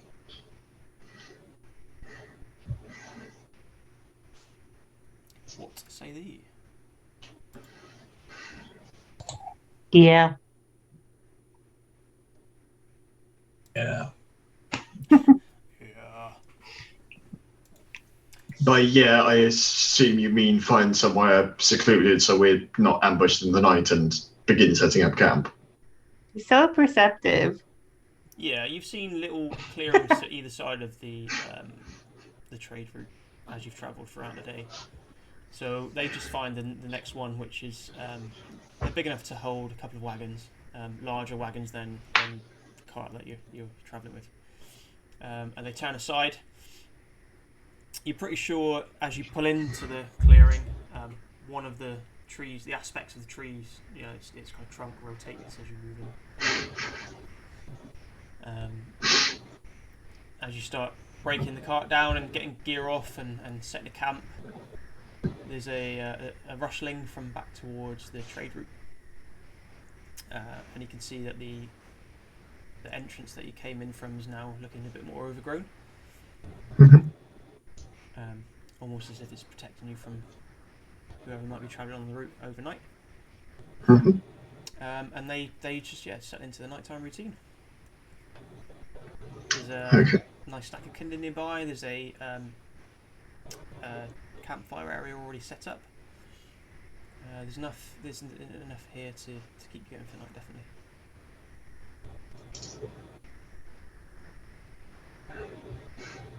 Okay, we set up camp then and find enough kindling to replace what we're going to use, because leave your campsite cleaner than you found it. Dib dib dib. Yeah. One minor change to the night routine. Although Viv knows that Nevin doesn't need to sleep, he just spends the night stood up with his eyes closed. Awkward. I'm not on watch tonight. Well, have fun where you're going. if Drendoli and Dovith are up late, I ask them to tell me any stories they know about fairies. That would be probably kind of more Bronzebeards, because I mean, fairies, where I come from, are very different creatures, and you probably wouldn't want to hear about them just before bedtime. So I'm not sleeping tonight because I have to do the night watch. I'll leave that to Bronzebeard. Oh, nice. What I can do though, I have a little trick, card trick, that involves cards that kind of turn into butterflies, and that would be something you'd be interested in. And there's a little tale and a story that goes with it. Cool. I'll listen. I have to be up all night. Plus, this sounds amazing. Well, we'll take first watch together, okay? Okay. So I get my cards out, and I use a little minor illusion and kind of tell this story about how this woman had stolen butter from all her friends and kind of coveted their cows, and she spread all the butter on the bread, and the bread turned into butterflies, and they all flew away. And it goes to show that obviously you shouldn't be greedy and cover other people's stuff, because whatever you do, as hard as you try to hold on to them, they'll turn into butterflies and fly away. And there's little kind of bits of bread that kind of butter, and they kind of fly away and become butterflies. And there's this bit at the end where the bit of bread just kind of flies up so far and then poofs into all sorts of little kind of different coloured butterflies, almost like a firework. So not quite fairies, but that's the best I've got. But I like it. It involves food and butterflies. There we go. That's all your Yeah. I mean, I was kind of hoping that we might kind of come across some bees, and I could procure some honey. We could kind of make some mead, but I mean, butter's good. Butter's good. Anyway, that's made me hungry, and by which point I kind of pull some stuff out of my pack, and I've got little kind of wraps, and there's some. Well, the best way to describe it is it's the Drendali version of Turkish delight.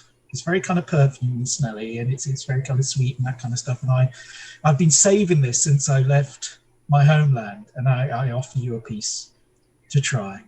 Just make up for the fact that you've had a great day. You've been you've kind of been very diplomatic with the elf. You've communicated with other people, you've communicated with the Fae, and you've done all these wonderful things. And to be punished for it, I kind of feel was not the route that should have been taken. I think, you know. Oh, we're escalating from the uncle commenting on the parenting to. Your eyes are closed, and if you suddenly wake up, although something's up, and I know you cannot take any action. I'm making sure that it's in earshot. I'm reaching out with the hand of friendship when I know scary ghost man can't do anything. I'm hoping it might, somewhere in your core, give you a pang of guilt that the fact that you are really mean and horrible to someone who is the glowing light of the party, to be honest with you. And I subtext and subphrase it enough, this conversation, that you should kind of pick up on that if you are listening. It goes right over my head. I just I'm like, oh, thank you. I see. Do you want to see something cool? I do, yes. I take out the acorn and I show you. I say, I think it's a healing potion. Wow, that's such a gift. Oh, you and are. Yeah. I show my arm. Can I hold that for just a second? I'm going to sketch it down. I'm going to put them to my book. I have been making you, and I do think by the end of this there will be a story in it, which I think myself and Bronzebeard will be turned into a bit of, I'm starting to feel this story, although we are bit actors in the story of you, and everybody has to play their part and everybody wishes to be the hero, but I think in this instance, I think this journey, and your journey of learning as we move through the forest and across the land, is the most interesting and most heartwarming tale there is amongst all this gloom so far. And I want to thank you for kind of allowing me to join your group and be there to witness it. To which I knock Picandrus and he goes the whole time. Viv does not know how to respond to being to someone being so genuinely nice. I just say, I give you a hug. I think Viv just gives you a big hug. But like a kind of bony, she's not a good hugger because she's just like a snake. So it's just like, it's just tight and bony. We'll work on that. We'll work. Anyway, I'm going to sit quietly for a little while and enjoy a pipe and a bit of a write. But yeah, I know it's equal measure, I think, equal measure of Nevin's stoicness and you actually kind of realizing that,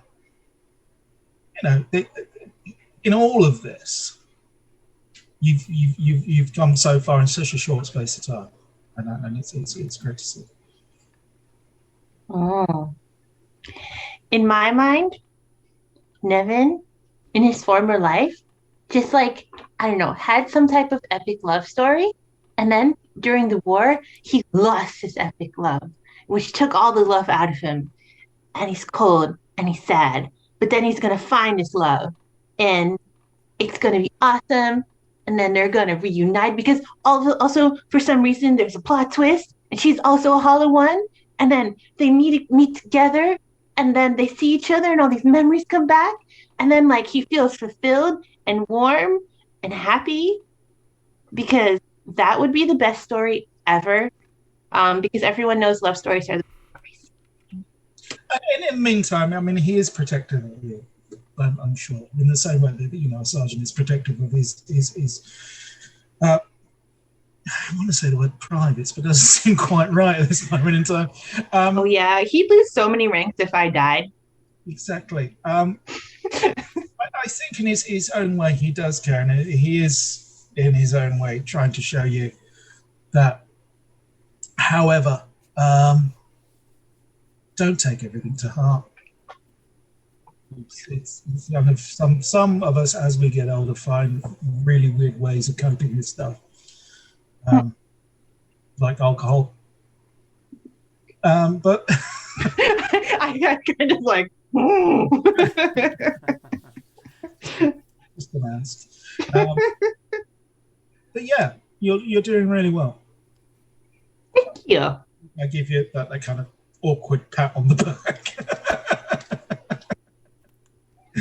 And if you had hair, I'd be ruffling it. Just cold and smooth. Cold and smooth. Like,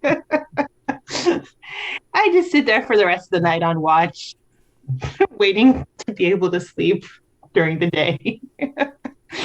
Desperately. The night passes quite peacefully. Occasionally you hear more buzzing in the background.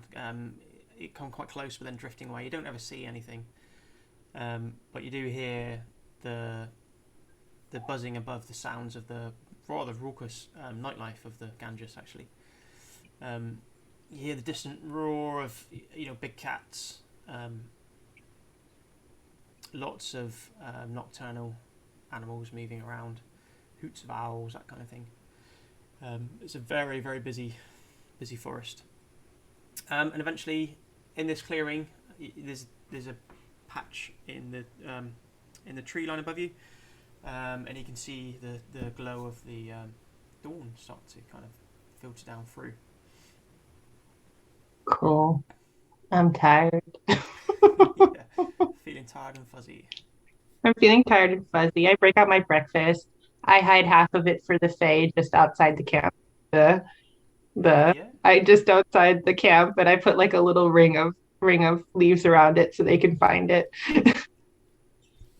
I offer everybody some of that twig tea I saved from last time. Well, knowing that we wouldn't have it this time, I've saved some twig tea, so I offer that to everybody. If you'd have asked, Aaron would have definitely given you a pouch, so you can have a pouch of the Ganges tea if you like on you. Yeah, well, I'll take a pouch of Ganges tea. We'll make some tea. It's an kind of wax and sealed pouch, so it keeps the leaves fresh for a while. It's a lot better than the Drindali tea, which is more like a thick coffee where you should go. It's only got a sweet undertone if it's poisoned.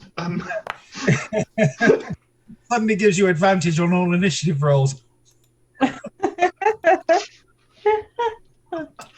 Why have my teeth got to make saving throws to not escape your mouth? Why? Because everything. You said, the Kelder dwarves get the wagon back onto the trail. I make a personal note of offering them both tea personally. In actual fact, I leave it on the side when they don't accept it and walk away so they can accept it. They thank Kidroki. You kind of fall into a fitful doze in the back of the cart, Vivian. Yes, and it's sleep. Another steady day under the not oppressive heat of the Ganges on this trade route, but it's still rather warm in the early summer here. And about mid-morning, you turn a curve in the road because it is very meandering, so it's hard to see more than a few hundred meters ahead at some points. You think that might be part of the reason that it's hard to come across. Sometimes it skirts close to rivers and streams. Other times it will wander between hills, but it stays fairly flat, which is why it makes such good progress. But about mid-morning, you see a group of robed travellers on the road ahead of you. When I say robed, they're rather large, voluminous robes. The cows kind of keep their heads in shadow. You can't see their hands because the sleeves of the robes are beyond the hand, or they're walking with the hands tucked in some cases. But they're all. In fact, give me Vivian's asleep, so give me a perception check, Nevin and David.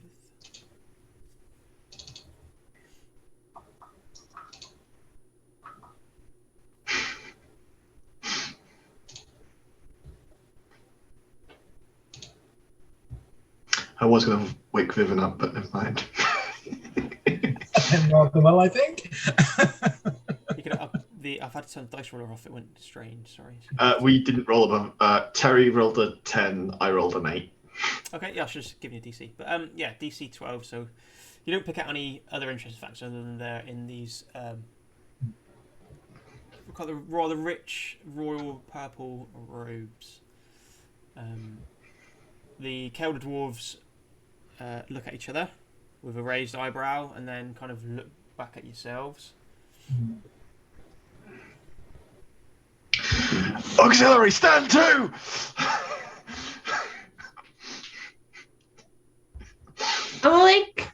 I'm awake. So Of course you are. You were just waiting like a good legionnaire. At your shout, you see one of the cows kind of lift slightly to get a view, Mm-hmm. and they seem to step to the side of the road as if they're ready to let you pass. Okay. There's a group of 8, 9 of them. Cool. We pass them. Why did you wake me up for this? Give me a perception check, please, Vivian. Okay. Yeah, I'm looking around, wondering why I've been woken up.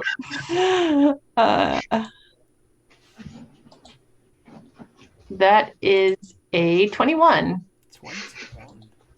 You gather even though they're robed, they're rather voluminous robes. It's hard to tell any sort of particular shape. You gather they're kind of rather slender in stature, hidden amongst those robes, and you can just see out of the under one as you start passing them, you can see the end of a reptilian tail poking out. Oh, hello! As we pass. One of the heads snaps up, and you can see a snake-like snout from just from under the shadow of the cowl. Greetings, traveler.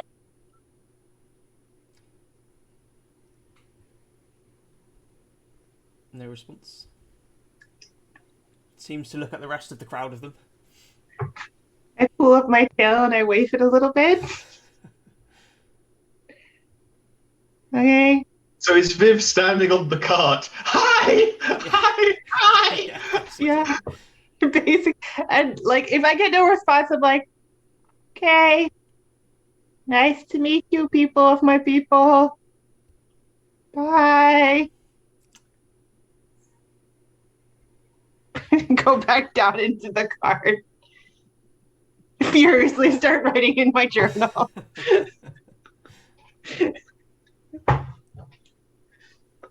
Is it all slanted writing in black ink of... Yeah. on the road? Is there anything interesting about their robes? Or are they just dark robes? So they're kind of in that rich royal purple that I mentioned. 2 of them have embroidery around the hems of the sleeves and the cowl. And as you're kind of writing furiously and kind of feeling a bit confounded by the encounter, I guess, one of the embroidered robes, one of the 2 steps forward and flips the cowl back, and she says, "Wait," or hisses, "Wait." I like look at the door, so I'm like, wait, please. They rein in the donkey. I like tumble out of the cart, Yeah. and stand there like. This Sathi kind of sways towards you, and you can see her tongue flicking out to gather scent. Her eyes roving over you. She's looking rather puzzled, and she eventually starts to make a little bit of a circuit of you, kind of looking you up and down rather methodically, really. There's no malice in it, but she seems to be kind of coldly taking in every little fact she can. I'm Vivian. Hello, nice to meet you. I hold out my hand as I've been taught, like politely. Are you a lost one? What? Well, I mean, we're not lost. We're on the road. We're going to the Horse Clan village.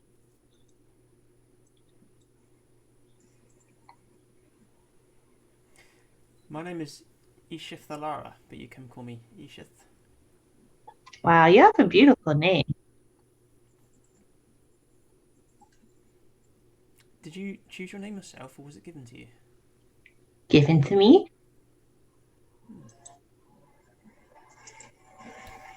Then I would suggest that you need to find your Asathi name. Oh, you can just find that somewhere? It's just like a hissing laugh. No. Oh. Do you know which clan you are from? No, I grew up in the Spire. With him. I point to Nevin. Her head kind of sways Nevin around is to you. within, shall we say, quite easily javelin range, with the shield methodically burrowed into the ground, and the sword is totally not out behind it, just out of habit. Her head kind of Totally slowly on his tilts face. around and sways in your direction. Unblinking. Interesting. Thank you. Do you know how you came to the Spire? As an egg? Or something? Because snakes have eggs. Ashatis have eggs. I've never asked this question. As a baby, child, Nevin? How did I come to the Spire?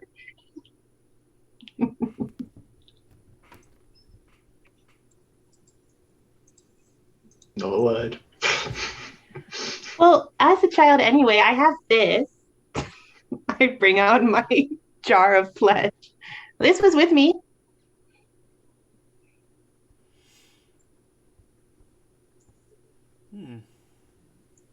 The shed skin of an ancestor. Cool. Right? Perhaps. Perhaps not. But at least it may allow you to discover your lineage. Oh, would you know where I could do that? You should visit the Jeweled City. The Jeweled City. I make a note in my.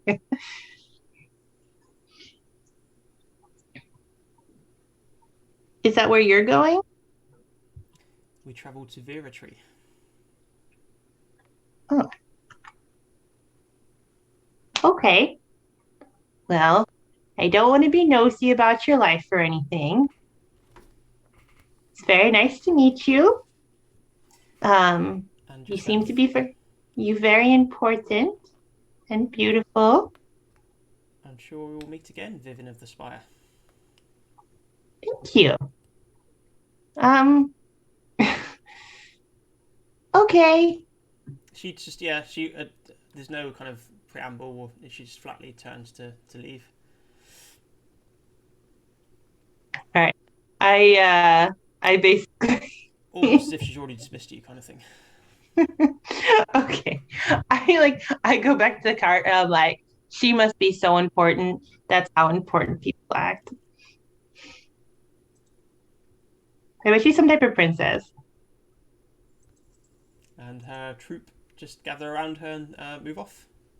And you can hear a hissed conversation taking place between her and the other Asathi in embroidered robes. Nevin does not turn his back on them for an uncomfortable amount of time. Okay, I basically at one point I go like, stop being creepy. Don't stare at them. Stop being creepy. And then turns around, and then it's probably then that Vivian realised that Nevin had both his sword and his javelin kind of resting on the shield as he kind of goes. No. Between them, the cart and them, and I was like kind of ready in my spell fingers. Limbering up. I was like, no, stop being creepy. I take your sword. I try to put it back in the sheath. I'm like, don't embarrass me in front of them. You can see that the Kelder dwarves and Dredokid picked up on the tension amongst the other, and even they, I can never remember his name. Irax had pulled out a runestone, which he was kind of running his thumb across in his palm, See, literally, you're having a conversation in the middle of the gunfight at the OK Corral. Yeah, and as the kind of tension drain, like you'd all shut out the sounds of the jungle as well. So as the tension drains away, as they travel around the corner of the path after a minute or two, the sounds of the forest start to intrude back in amongst the tension. And Evan was full on running the numbers, mind parsing this. Okay, with the javelin, I go for the group, and then I can take the one.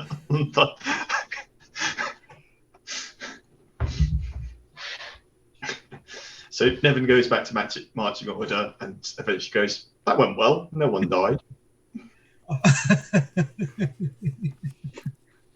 As we go back, like I'm now too hyper from having met the Ashati. So Neffin gets something that he hasn't gotten in a while since we were just traveling alone together. Like, did you know that other Ashati come from clans? What type of clans do you think they have? What do you think those robes mean? That woman was obviously very important because she had embroidery. Do you think the embroidery means something? I've learned that some people's embroidery, blah, blah, blah. And where did that pop They they aren't. It doesn't, and they all think they are. It just goes on for a couple of hours. Jodoki kind I of like to point out Evan specifically gives the answers in the wrong order, decreasing variations. That just means you get more questions. You realize this, right? Yes, but you're talking to me and not some forest abomination that's going to eat our souls when we're asleep. So I'm. And Jodoki tries to give you a few answers where he can, the way he interjects here and now and then. He's kind of like, well, they must be some of the redeemed. So it's kind of like a catch-all term for the Titan sport races that have come across from since the Divine War left their Titan mothers or fathers behind and joined the Divine races. Otherwise, they wouldn't be welcome in Viratry. As rats leave a sinking ship. The Jeweled City, I think they call it. Well, other species call it the Great Lost City. It was. So, an interesting fact for you, Vivian, the Asathi used to rule an empire that spanned the whole of Gelspad. Whoa. Cool. What happened to it? It just got overtaken, really. They were worshippers of Mormo, who's the serpent mother, the poisonous Titan mother. And it kind of just decayed into ruin, really. Got over opulent. Mormo got bored, and it crumbled from within, really. The Jeweled City is the kind of capital of it, or the former capital that's now. When the highest form of worship is eating your own spawn, who would have thought it wouldn't last? Are you angry about something? I turn. You were. There's like a long pause, and then just like, Nevin, you don't talk enough. Nevin, you talk too much. I'm just saying that you seem so angry. Who hurt you? Wow, I'd be more interested in Vivian in what he isn't telling us. Oh? That's just me. Jodoki has a point. Nevin, what aren't you telling us? I thought I was talking too much. I didn't say that. Those were your words, not mine. I was saying I listened to you too much. I should stop. Why? I thought I was. Well, clearly I'm picking up on signals that you're not aware you're giving out. No, I thought But we were masters of deflection. I'm not getting involved in. I'll be honest with you. I think. I mean, if I it's almost like picking sides at this point, and I've. Although, and I have to say, that a problem shared is often a problem solved. I'm just saying, Nevin. This is Trigadoki. Like, I've had a few years of experience now travelling in Gelspad, and I think you know even though you can show it in the wrong way sometimes, you're overly protective of our Vivian here.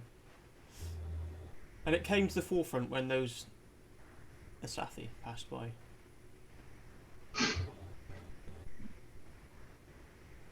even the nighttime guard duty, I feel, is from somewhere that means well, even if it seems a bit harsh. I look super hopeful. I'm like, Perhaps I've forgotten. I don't recall instructing you, Master Bronzebeard, on what makes a good tale for a fireside. As you will, lad, as you will. Legionnaire or Tesserus. Let's move on, cousins. And he turns back to the Kelder Dwarves, shaking his head. I put my hand up and look up the other and go.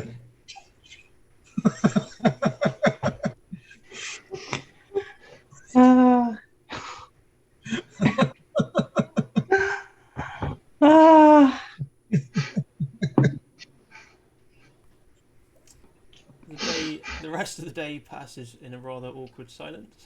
Even the Kelder In my head, Riven's still asking questions. We're just switching who answers at this point. Just tag in, tag out. Even the Kelder Dwarves are barely, holding a conversation between themselves. I stop after we have that conversation. I stop asking questions. I actually want to. I'll just speak to the Kelder Dwarves. I want to show them my mark and maybe talk to them a bit about runes and like how markings can work, stuff like that. Yeah. So, although Irax doesn't get into the ins and outs of runic magic, as he told you before, he can't give out secrets from Brook Torn. He explains that runic magic is different to the tattoo magic that you've been gifted with. So you get permanent tattoos which can sit on your skin. Some of the woad or even the Drendali silvery ink tattoos can be used permanently, so they replenish daily or at different intervals. But the one you'll have been given is a kind of a one use to draw upon whatever magic it's been given to you, but it's certainly a gift. Cool. Yeah, I just listen to them talk. Like I find it very interesting, so I just let them. I just sit there and listen. Yeah, even though you pick up in your kind of untrained mind, I guess, in the arts of magic, you think actually there might be some similarity to how this magic's stored in tattoos and runes. The Irax is adamant that the magic's completely different. Nothing to do with each other. He's pretty harsh in his talk about that. Okay. But yeah, the day drifts by uneventfully after the Asathi, and eventually the two Kelder Dwarves pull the wagon into another lay-by, a kind of another copse of trees from the side of the road late at night, or later in the evening, and they set up camp.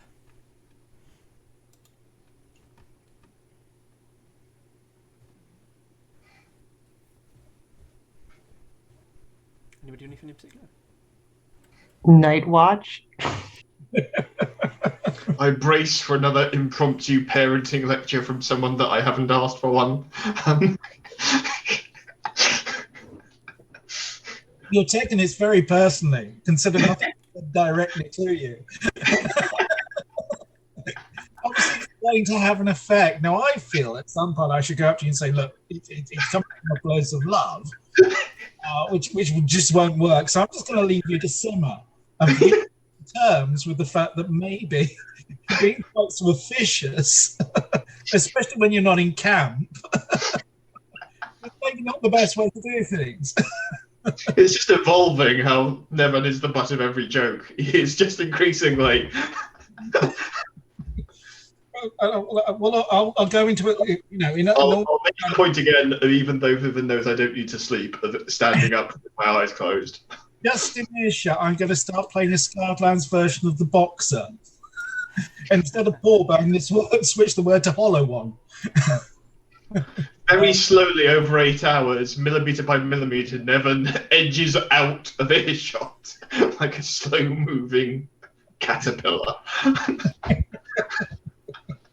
Yeah, but you get the subtle point. You have met Nevin, right? We will try and find that soul. Hey, I have a heart. It's in a jar. I'm not talking about that. I'm talking about your mirth. I'll do it when at around 2 a.m. or something when it's really cold and Nevin's just standing there. I'll take a blanket and I'll put it around his shoulders. And I'll walk back. Maybe we just need to do as treat others as we want to be treated. That's Viv's theory. So maybe we just, put a blanket around Nevin and clip it closed with his little sign of protection as he pretends to sleep stand. Or completely throw off by every now and again go, what's that? What's that? So he's constantly on the... I think David's shown his hand. It's now no, really, Nevin. It's a giant spider and it's behind us. Your Drendali humour does not suit me. Vivian, you hear a strange music coming from the path. Music? Music, yeah. From on the trade route. Well, that sounds like something I should investigate. It's a rather discordant, tuneless music as well. It doesn't seem to strike any beat. In fact, it kind of sets your teeth on edge slightly. Oh. I actually, in this case, this sounds like I go up to Nevin, I undo the blanket, I say, Nevin, stop pretending to sleep. And I wake up Dovith as well. Nevin's eyes shoot open. Report. Creepy music, and I point. You can hear this discordant music as well that kind of jars. I mean, Dovith, to you, it's a tragedy. Kind of like, who would ever create such cacophony? It's not. You can't even call that music. It's not music. It's a dirge. Is what it is. Yeah. I like how Mark hasn't mentioned bagpipes, but in my mind, it is some kind of. Yeah, careful, I like bagpipes. It's bagpipes with an extra hole in it or something. It's just. If you ever had kids in a recorder, you know exactly. Yeah.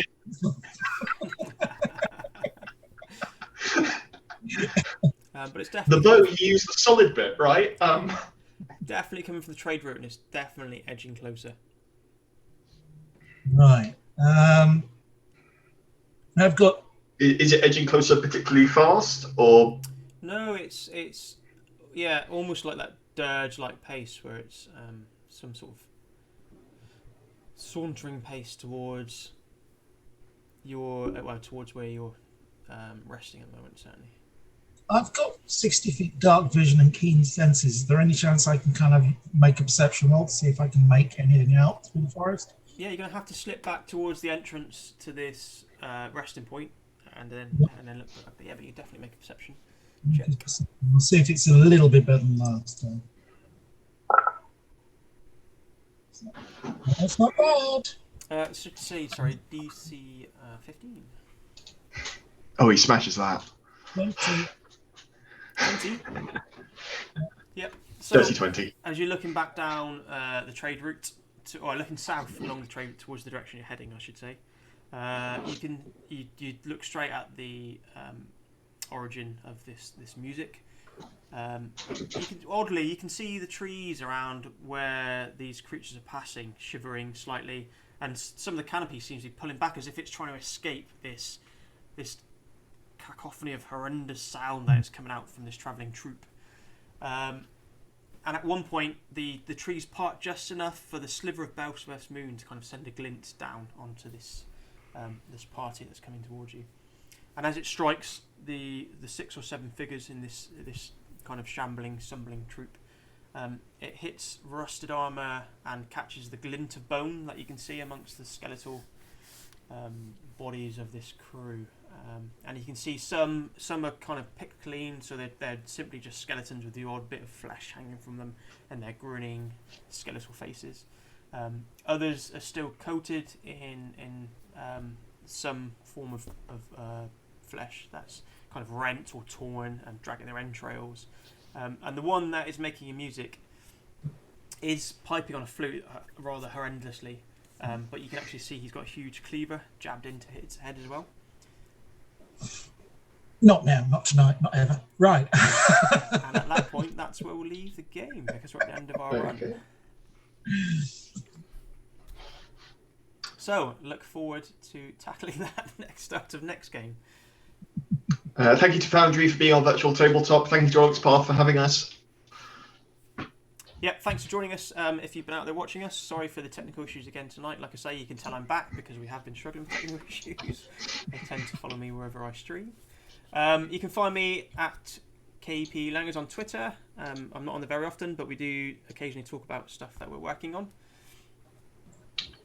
We are on Twitter more often as Red Scar Gaming, with some juicy Hellboy updates soon and other things that are exciting and coming up, including other streams. Tomorrow at 7 p.m. Central Standard Time over on our Red Scar Twitch channel, we have Matt Jowett from Free League running our Devil's Run RPG using the Savage World system. Consider coming and checking it out. Anybody else? Anything to add? Nope. That's it for Okay, us. then Hellboy. There we go.